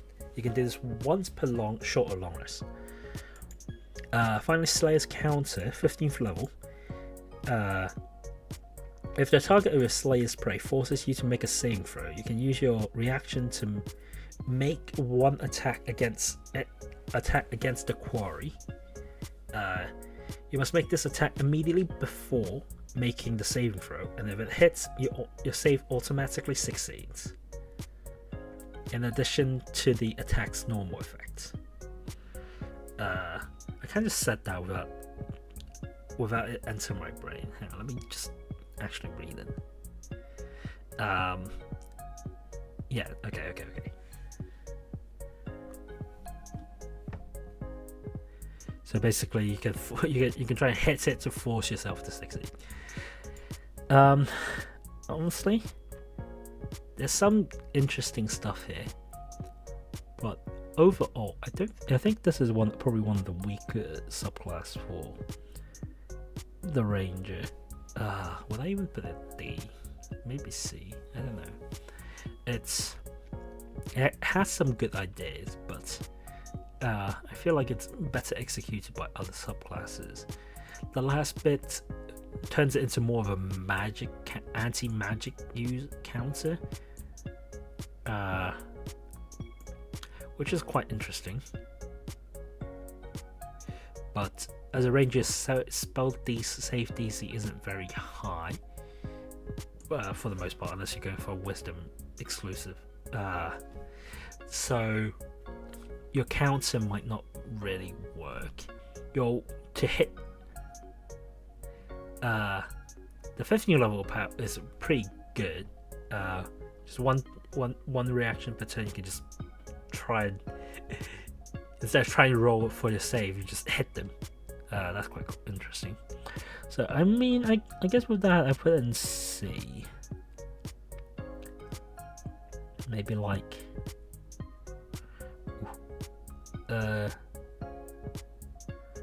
sure, put it there. Yeah, I mean the idea is interesting, but it's weird. Okay, here's the one I think flavorly sound. Here's probably one of the most interesting one. Swarm Keeper. So instead of a pet, instead of a dragon, how about you just have a swarm with anything? Bees, leaves, piss, whatever.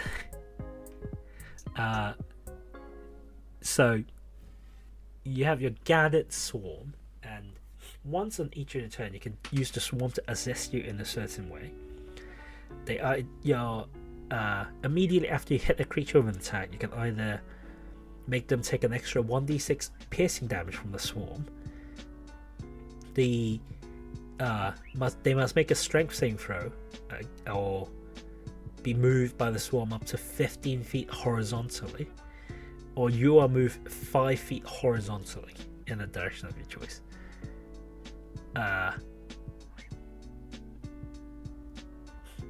And you also get some magic: Fairy Fire, Web, Gaseous Form, Arcane Eye, Insect Plate, all things that could possibly be made by your swarm. Weird imagery. Now that I said piss, it came out. I'm just imagining it. It's like, here, take my insect swarm. It's just piss.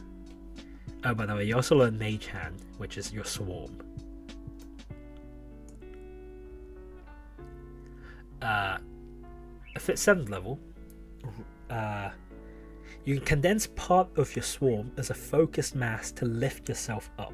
As a bonus action, you can gain a flying speed of 10 feet and can hover, last until 1 minute or until you're incapacitated. Flying with piss, lovely. You can use this a number of times equal to your proficiency bonus, and you gain them all back on a long rest. Mighty at 11th level, you get Mighty Swarm. Your damage goes to your damage from Megant Swarm goes to 1d8 piercing, and if they fail a saving throw, you can also cause it to knock the creature prone. The push, is what I mean. And if you're moved by the Gallop Swarm, give you half cover at the start of your next turn. So basically, it's a improvement to all the stuff you can do with the push, with the swarm. Finally, 15th level, you can discorporate into your swarm, avoiding danger. You can use a reaction to give yourself resistance to that damage. You vanish into your swarm and teleport to an unoccupied space within 30 feet of you, where you reappear with the swarm.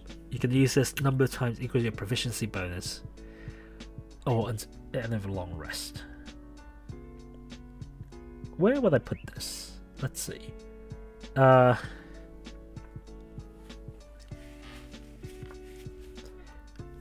think high B would be good. Flavor wise, S++. But nothing it does is super powerful. The best thing is moving yourself or moving the creature around makes you be able to do a little like chessboard with the battlefield. By the end of the day, you don't do anything super particularly special. So, but it's consistently good. So, yeah,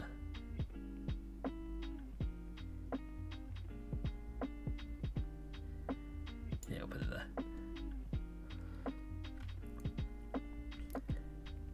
Alright, that's the Rangers done. So, I've been streaming for 2 hours. Do I want to keep going and do the rogue, or should I do that tomorrow? So how much do we have left? About, I'd say, so there's 9 for the rogue. There's, I think, 8 for the sorcerer. 9 for the... I'm not counting these up, by the way. So, and then the most, there's like 13 for the wizard. So like almost 40 to go.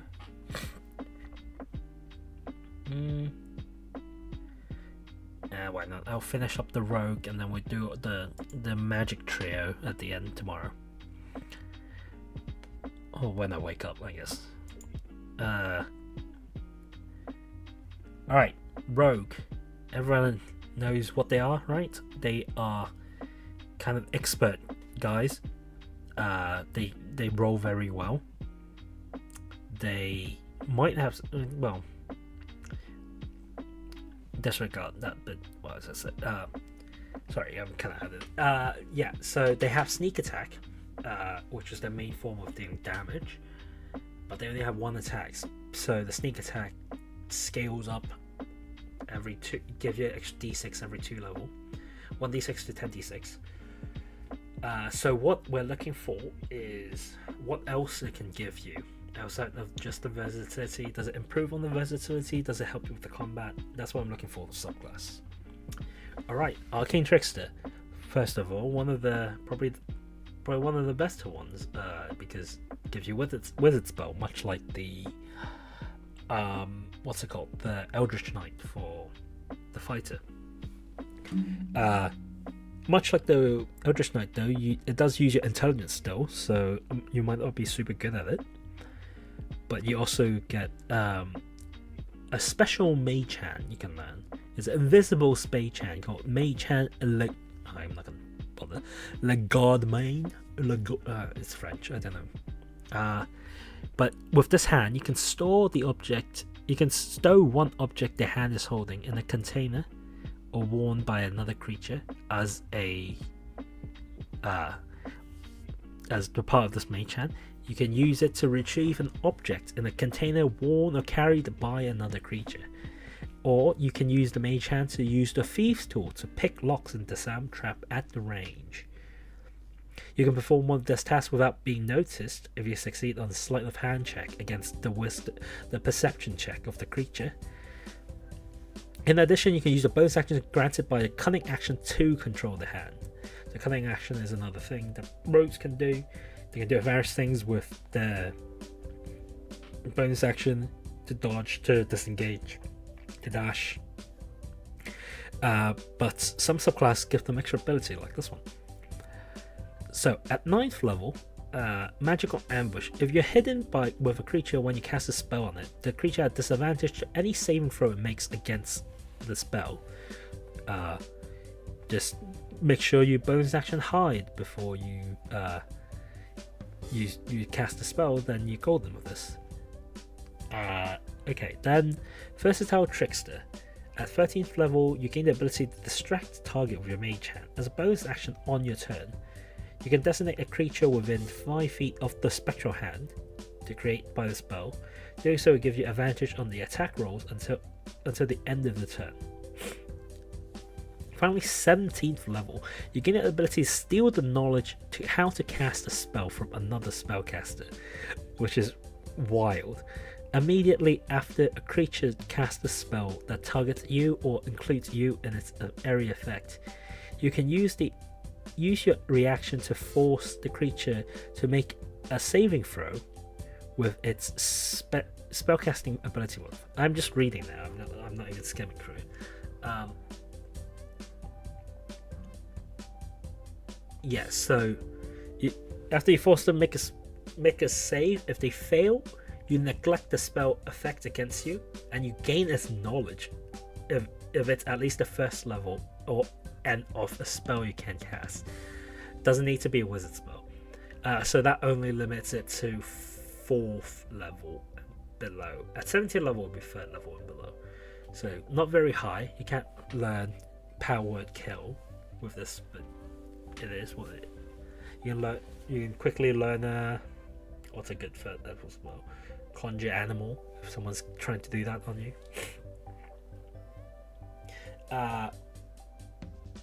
Well, I guess it has to target you, so maybe a fireball.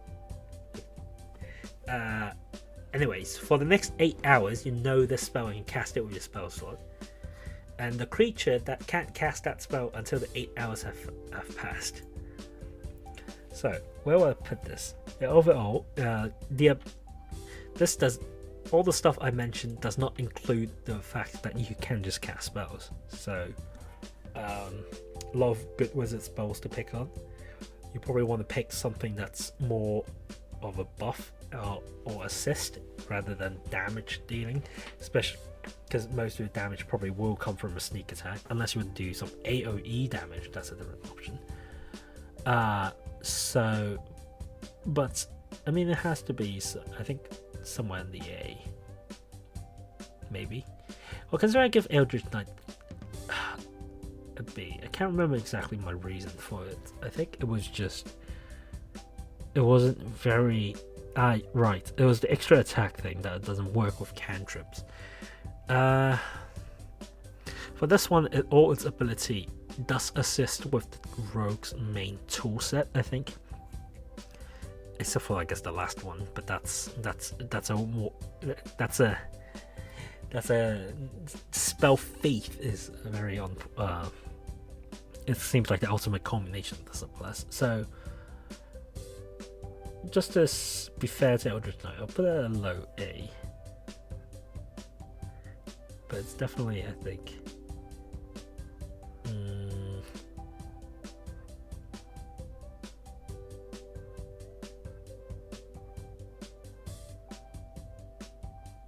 Ooh.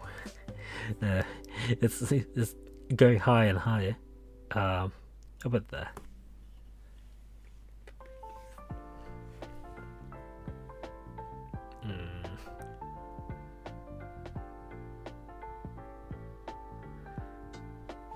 Sure. How about there?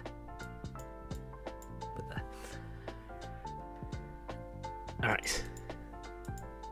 Assassin.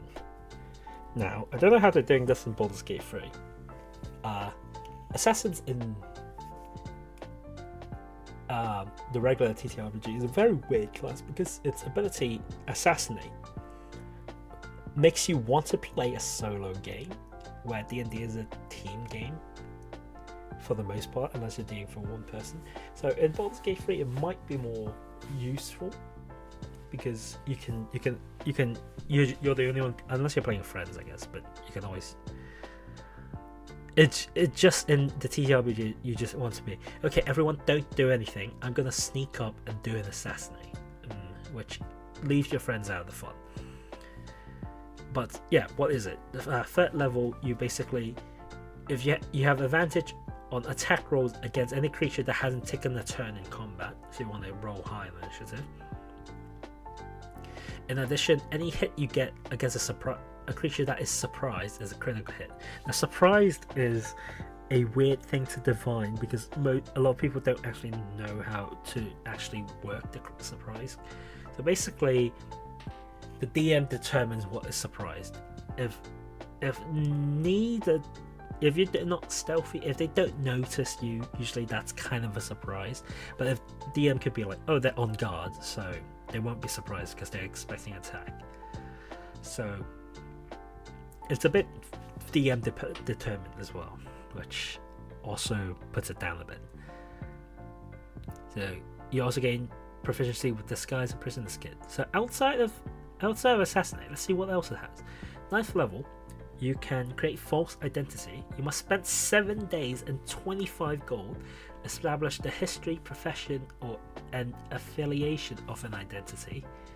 You can establish identity that belongs to someone else. For example, you might acquire appropriate clothing, letter of introduction, official looking certificate, to establish yourself as a member of a trading house from a remote city. Oh god, that's a lot of word letters. Thereafter, so if you adopt a new identity as disguise, other creature believes you to be a person until they give it obvious reasons not to. This sounds interesting in concept. It depends on how much you really need that identity. I feel like usually a regular disguise self would be suffice with maybe a good deception check. It really depends on what you want to do.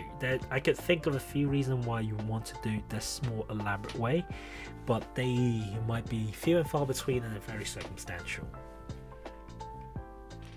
Unless you're playing like more of a city inquisitive game, like a heist game. But then 7 days is a long time for you to prepare. So if you have 7 days to spare in a heist game, I guess. 13th level, Imposter. You gain the ability to unerringly mimic another person's speech, writing, and behavior, but you must spend 3 hours studying these 3 components, listening to speech, examining handwriting, and observing mannerism. Your ruse is indiscriminable to the casual observer. If a creature is worrying, suspect that something is amiss, you have advantage on charisma deception check to make avoid detection. Again, yeah, same as before. 3 hours are quite long. Deception check is fine. I can't think of off the top of my head, but I think there are definitely classes and abilities and subclasses that can do this way better at a way lower level. I guess the idea here, the first ability makes it seem like you are a ninja. Up on top, really drop down, slight someone thrown off.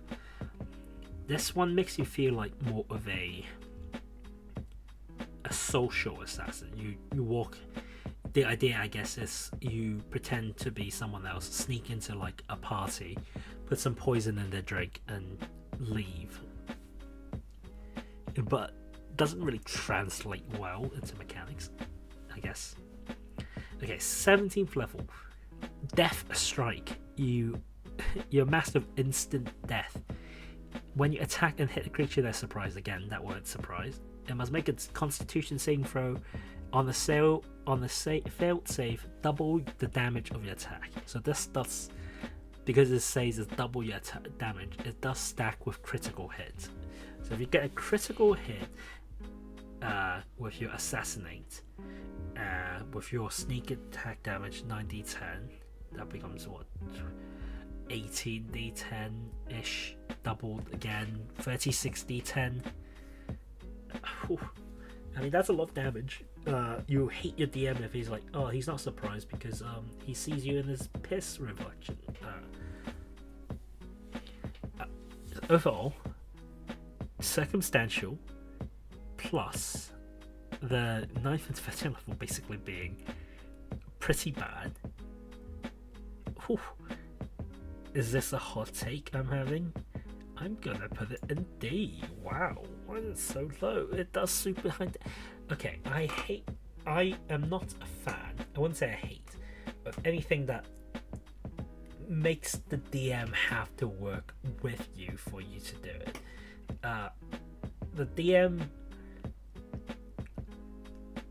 like, as a DM and as a player, because as a DM you then have to balance things where, okay, is it fair to give someone sneak attack surprise every single combat? If not, what am I pulling away the player?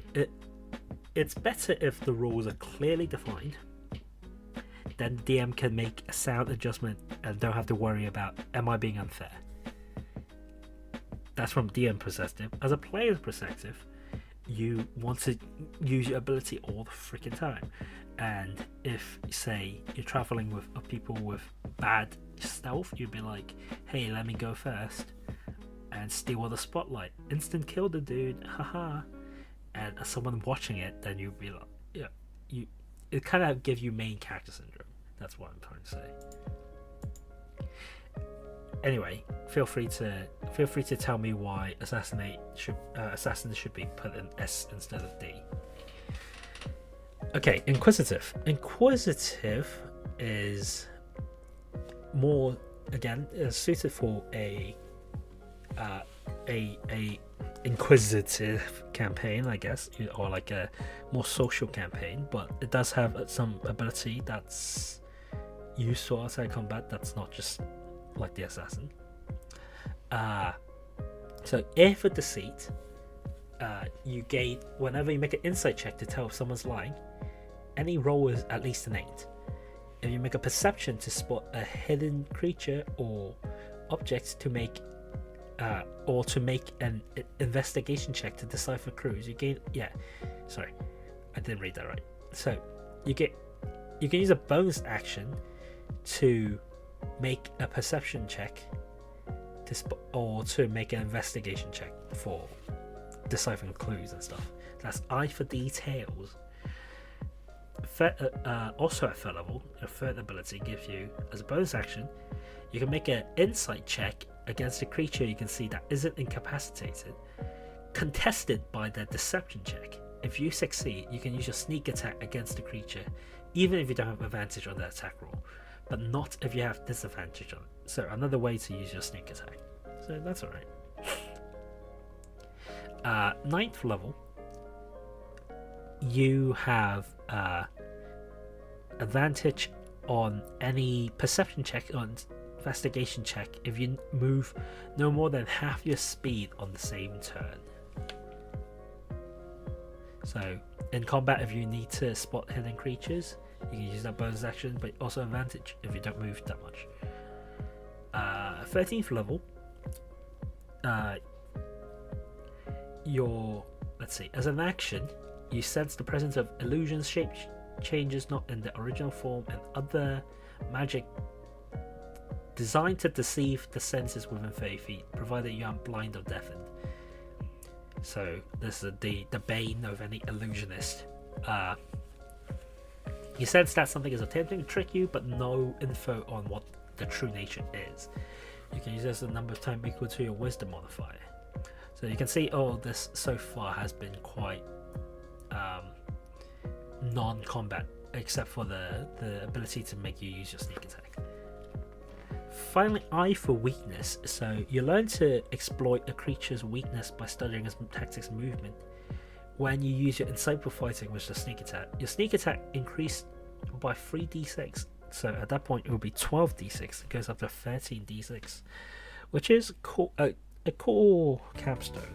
But overall, there's some good stuff here. It makes you definitely very good at perception investigation. Makes you very good at insight checks as well. Having to insight check in the middle of combat is quite a cool ability. I don't know how many times you would use a perception investigation during combat. Maybe it's just me. But the ability to spot any like magical stuff during combat as well puts you in it's pretty interesting. So I think overall this would be like maybe a low to middle B. I want to say is the stuff aren't super powerful, but they are interesting. Nope, there. Alright, Mastermind, which is slightly kind of similar to Inquisitive, but also slightly different. So you're a spy, basically. You're a schemer. Third level, you get Master of Intrigue. You get disguise, proficiency with Disguise Kit, Forgery Kit, and one gaming set of your choice. You also learn 2 languages, so you can mimic the speech pattern and accent of a creature they can speak for at least 1 minute. So that's what I was thinking for when I was thinking assassin. That takes 3 hours. This takes 1 minute. But I guess this is just to pass off as a native speaker rather than a specific person. But I'm sure you can make the argument. I don't know how much DM actually would be like, oh, your accent sounds weird, you're not from here. But yeah, I guess you might do that if it's a very distinct kind of voice. 9th level, you spent 1 minute observing or interacting with another creature outside of combat. You can learn certain information about its capabilities compared to your own. So it's like the Battlemaster ability. Basically, you can tell its intelligence, wisdom, charisma, or class level if it's equal, superior, or inferior to yours. You can choose up to 2. At the DM's option, you can also realize one piece of this creature's history or one of its personality traits if it has any. This is a little bonus your DM might throw you. 13th level, you can sometimes cause another creature to suffer an attack meant for you.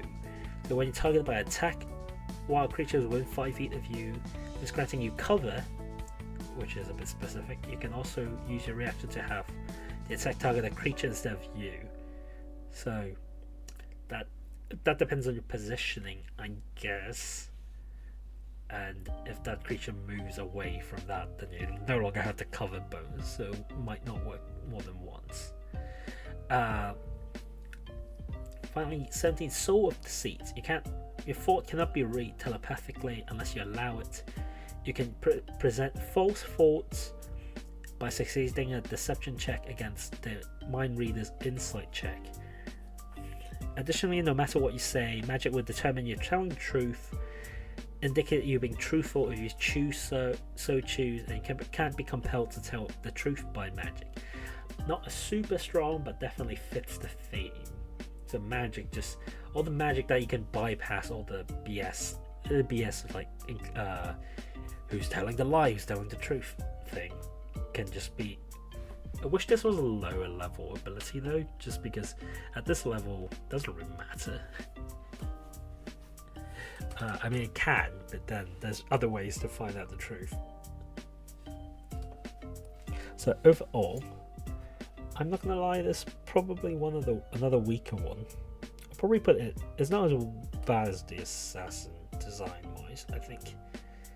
But I think there's some good stuff here, but overall I would put it probably in the middle of C. Probably somewhere like it. Yeah. I'll put that. Alright, Phantom. Phantom is a worthy one because it's one of the newer ones, and I'm not too sure. Basically, the idea is you use the souls of the dead as your ability. So whenever you finish a short or long rest, you can choose one skill or two proficiency you lack and gain it. That's nice. You lose when you choose a different one. And also, immediately after you deal attack damage to a creature on your turn, you can target a second creature that you can see within 30 feet of the first creature. Roll half the number of sneak attack dice for your level, rounded up, and they take necrotic damage equals to the roll's total. This is very powerful. You can use this a number of times you get a proficiency bonus until you finish a long rest. Yeah, I mean sneak attack is designed because the rogue only has one attack, just so you can do like 1.5 sneak attack. I mean it's pretty good, even though it's only for a few, like 2 to 6 times when you have them. 9th level, you can create if someone dies within 30 feet of you, you can create a tiny trinket or soul trinket. You can create a number of soul trinkets equals to your proficiency level bonus, and you can't create one way at the maximum. So while a soul trinket is on your person, you have advantage on death saving throw, constitution saving throw. When you do sneak attack, you can destroy one of them and then immediately use the Wail from the Grave ability without expending its use. So that's 2 times your proficiency bonus you can technically use. And if the creature dies within 30 feet of you, you can turn that back into a soul trinket. It's a circular economy.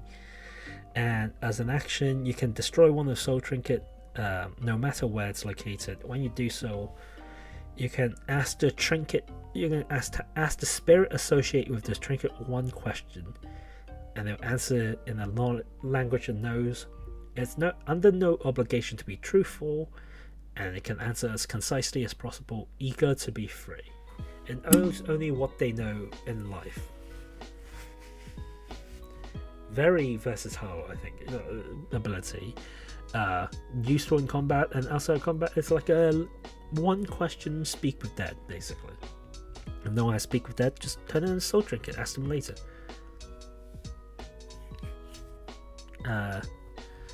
13th level.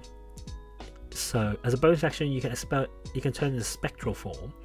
You have a flying speed of 10 feet. You can hover. An attack has disadvantage against you. You can also move through creature, but you take 1d10 if you end your turn within them. You stay in this form for 10 minutes until you end it with a bonus action. To use it again, you must use a long rest or destroy one of their soul trinket as part of a bonus action to activate it. I mean, yeah. it's pretty good because there's no limitation on what you can do in it, so you can just attack while you're doing this. So yeah, 17th level. When you use Wail from the Grave, you can deal the necrotic damage to both the first and the second creature. So the first creature takes 1.5 your sneak attack damage, second creature takes, so yeah, that just doubles your sneak attack damage. At the end of a long rest, a soul trinket appears in your hand if you don't have any soul trinket. I mean, yeah, that's utilize one of your best abilities. Very good, I would say. Definitely, oh, is this even, oh, this might be above, this might be like a high A. Just from the amount of potential damage you can output. I would put it like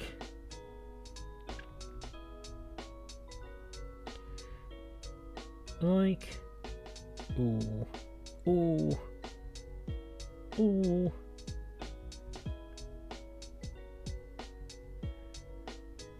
Wow. Okay. I don't know when I was gonna stop there. Alright, Scout. Scout's one I kind of liked, but I don't remember much of the ability. It's yeah, I mean, name's quite obvious, right? So it's at third level, you can move half your speed as a reaction when the enemies end without 5 turns of you without provoking opportunity attack. So someone gets too close, sneak away. You also gain nature and survival skills, and you gain expertise in them. So you get 2 extra expertise. That's outside of just being a rogue. Really bumps you up as skill monkey. So then 9th level, your walking speed increases by 10 feet.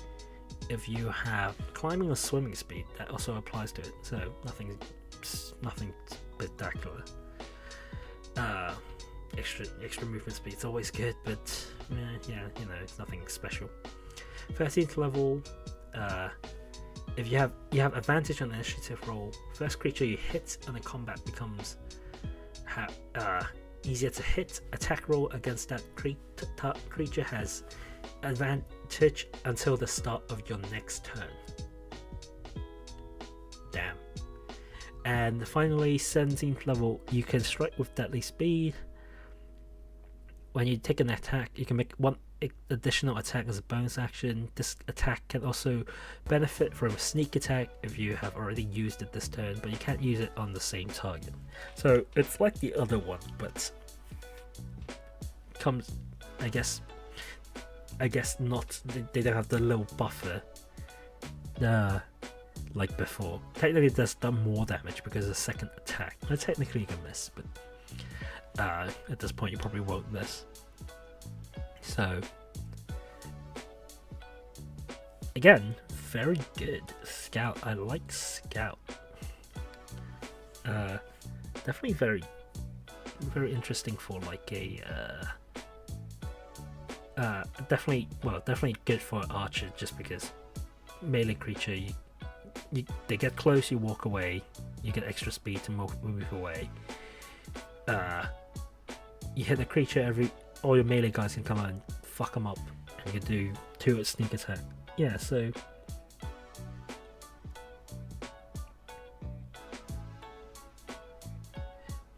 the only thing is missing compared to Phantom is the Phantom have soul trinkets, which give them extra versatility of stuff to do in and outside combat.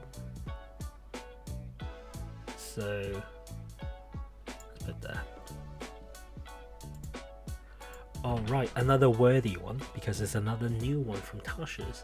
Soul Knife. Soul Knife is the psionic ability, the other one being the Psi Warrior for the fighter. There's another one coming out for the sorcerer as well, but we'll get to that later. But Soul Knife is a group of rogues that use their psionic abilities to attack. Basically, they have psionic powers, represented by a pool of dice of d6s, equal to twice the proficiency bonus. So it turns into d8 at level 5, d10 at 11th, and a d12 at 17th level. And you regain it after a long rest. So what can you do with it? So you can do at this point side boosted knack, which if you fail an ability check or with a skill or tool you have proficiency with, you can use your psionic die to add to it, and you only expend it if the roll succeeds. The other one is the psionic whisper. You can choose one or more creature you can see, up to a number of creature equal to your proficiency bonus. You roll one psionic energy die, and for a number of hours equal to the number rolled, you can they can speak telepathic to you, and you can speak telepathic with them, so you can communicate with that. It must be within 1 mile, and if they can't speak any language, they can't use it. They can end it at any time. You don't need to speak a common language to understand each other. That's probably the best bit. So first time you use this after each long rest, you don't expend a psionic energy die. Okay. Also, you have psionic blades. That's the second ability, which is you have two. Well, you can manifest a psychic blade. It's not psionic blade, psychic blade. Sorry. On your free hand, and make an attack. When you make an attack action, you can use that as your attack. It's a simple melee weapon with finesse and throwing property, and normal range of 60 feet, no long range. And on a hit, it does psychic damage equals to 1d6 plus the ability modifier used for the attack roll, and it vanishes immediately after it hits or misses a victim, and it leaves no marks on the target if it deals damage. After you attack, you can make a melee or range attack with a second psionic blade as a bonus action on the same turn. It's a d4 instead of d6 though. But it doesn't. You can only do one sneak attack still with this. Also, at 9th level, you expand what you can do with your psychic energy. So if you make an attack with your psychic blade and misses, you can roll a psionic energy die to add to it, potentially making it to hit. You expend your die no matter what though. And oh my god, this is a worthy one. The whole thing, not this next one. You can, as a bonus action, manifest one of a psychic blade and expend a psionic die, and throw a blade to an unoccupied space you can see. A number of feet equals 10 times the number rolled. You can then teleport to that blade. So have you seen Naruto? You know Naruto's dad, not Boruto's dad, Boruto's dad's dad. You know Minato, the fourth Hokage. It's really nerdy. You know how he has that thing where he throws a blade and then he just instantly goes to that. It's basically that. I don't know how many people actually understand what I meant there, but yeah, you get it if you watch anime. 13th level, you can weave a veil of psychic static. So as an action, you can become invisible along with anything you're carrying for 1 hour until you dismiss it. It ends early if you deal damage to a creature or you force them to make a saving throw. You can do this once per long rest unless you use a psionic die to use this feature again. So basically you can cast invisibility on yourself once, plus how many psionic die you have. Finally, 17th level, you can sweep your psychic blade. When you use the psychic blade to do sneak damage, you can force that creature to make a wisdom saving throw. On a fail, they are stunned for 1 minute, and they can make a saving throw at the end of each turn. If you use this ability once per long rest, or you can use 3 psionic die to use it again. stun is basically the monk stunning strike, but also on your. So next attack has advantage. They fail strength and dexterity save, incapacitates, it can't move, etc. Yeah, good stuff here. I wouldn't say it's as good as the other three, the two I just mentioned, but I would definitely put it like maybe somewhat close to the.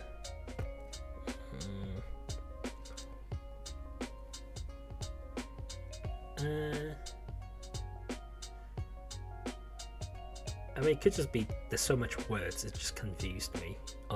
That's also a possibility. But I do think it's probably better than Silent Warrior in that case. Just because of the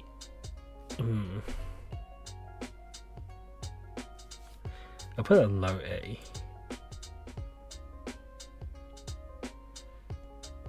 There. Alright, Swashbuckler is the one that really deviates from the rogue, I think. So Swashbuckler is not necessarily a pirate, but they're showmen. They excel in melee combat, which I guess is kind of unique for a rogue.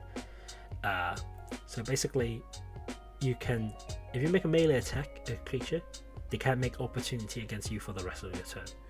So you also have Raucous Audacity. You give yourself a bonus to your initiative roll equal to charisma, so you want to get a good charisma as well. And if you don't have advantage, but you are within 5 feet of the creature, and you don't have disadvantage, and no other creature is within 5 feet of you, you can still apply sneak attack damage. So basically, 1v1, you walk up to someone, you hit them, get sneak attack, you can walk away. That's basically how it works. At 9th level, you get Panache. I think I'm saying that right. You can make a persuasion check again to contest with a insight check. The creature must then be able to hear you and share the same language. If you success on the check and they are hostile to you, it has disadvantage on attack rolls against creature targets other than you, and can't make opportunity attacks against other targets other than you. Remember, you can then attack them, and then they just can't make opportunity attacks. Lasts for 1 minute until one of the companions attack them or affect it with a spell, or until you and the target is more than 60 feet apart. If they aren't hostile to you, it is charmed by you for 1 minute. While charmed, it regards you as a friendly acquaintance, and then it ends if you or your companion does anything harmful to it. So again, very good. Utilize your good charisma. Basically, you want to be Johnny Depp, basically. At 13th level, you can use a bonus action to gain your turn to gain advantage on your next acrobatics or athletics check you make during the same turn. Nothing too special, but decent. And finally, 17th level. If you miss with an attack roll, you can roll it again with advantage. You can't use this until you finish short or long rest. So I think at the start, very good. Panache is pretty good as well, and then it kind of just went into not bad, but like okay for the last two ability. So I would probably put this. Maybe a buff so knife. Just because it's such an interesting way to play a rogue, such that most people often, if you want to introduce new players, they separate rogue and swashbuckler usually, because it's such a different feeling of playing a character, which I enjoy. I think gives it extra points as a subclass.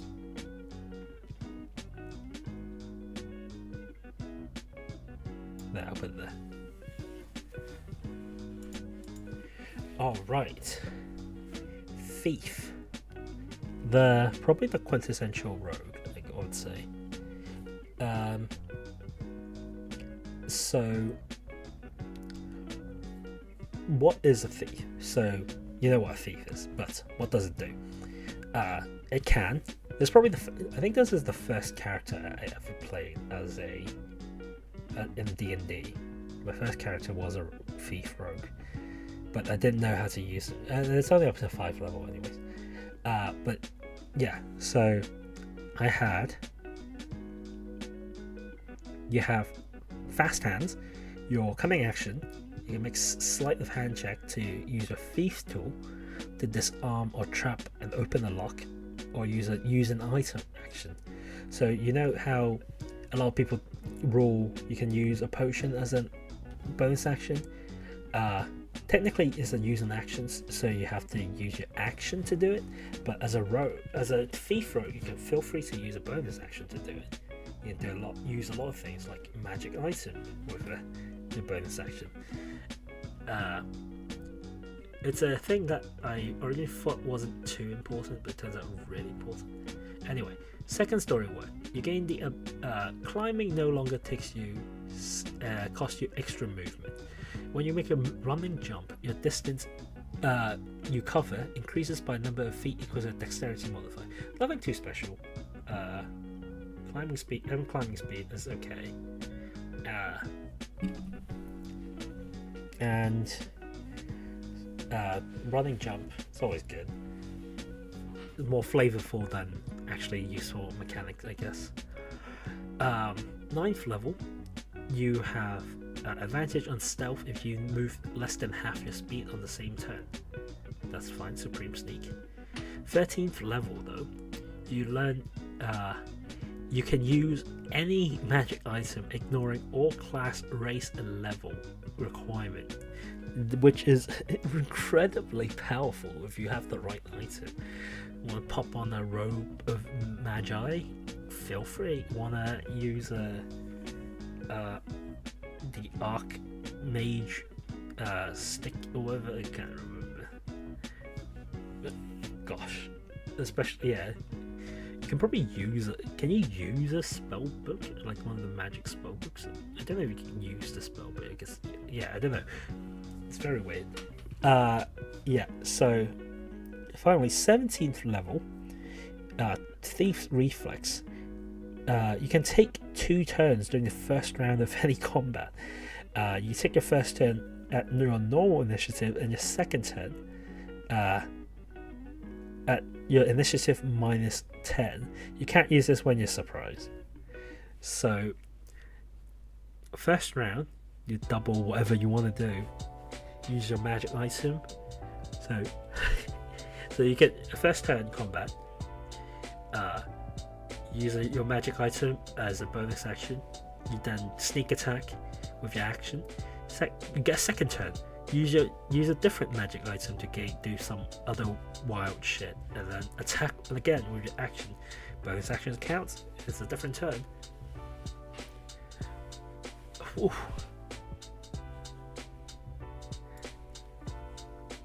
I mean, it's the quintessential rogue, but also I feel like there's a lot of good stuff in there that people don't realize, especially at later levels.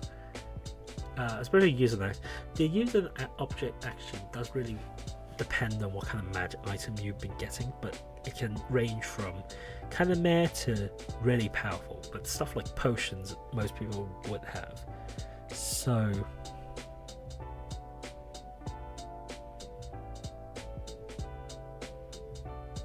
I'd say let's just put it on par with Swashbuckler.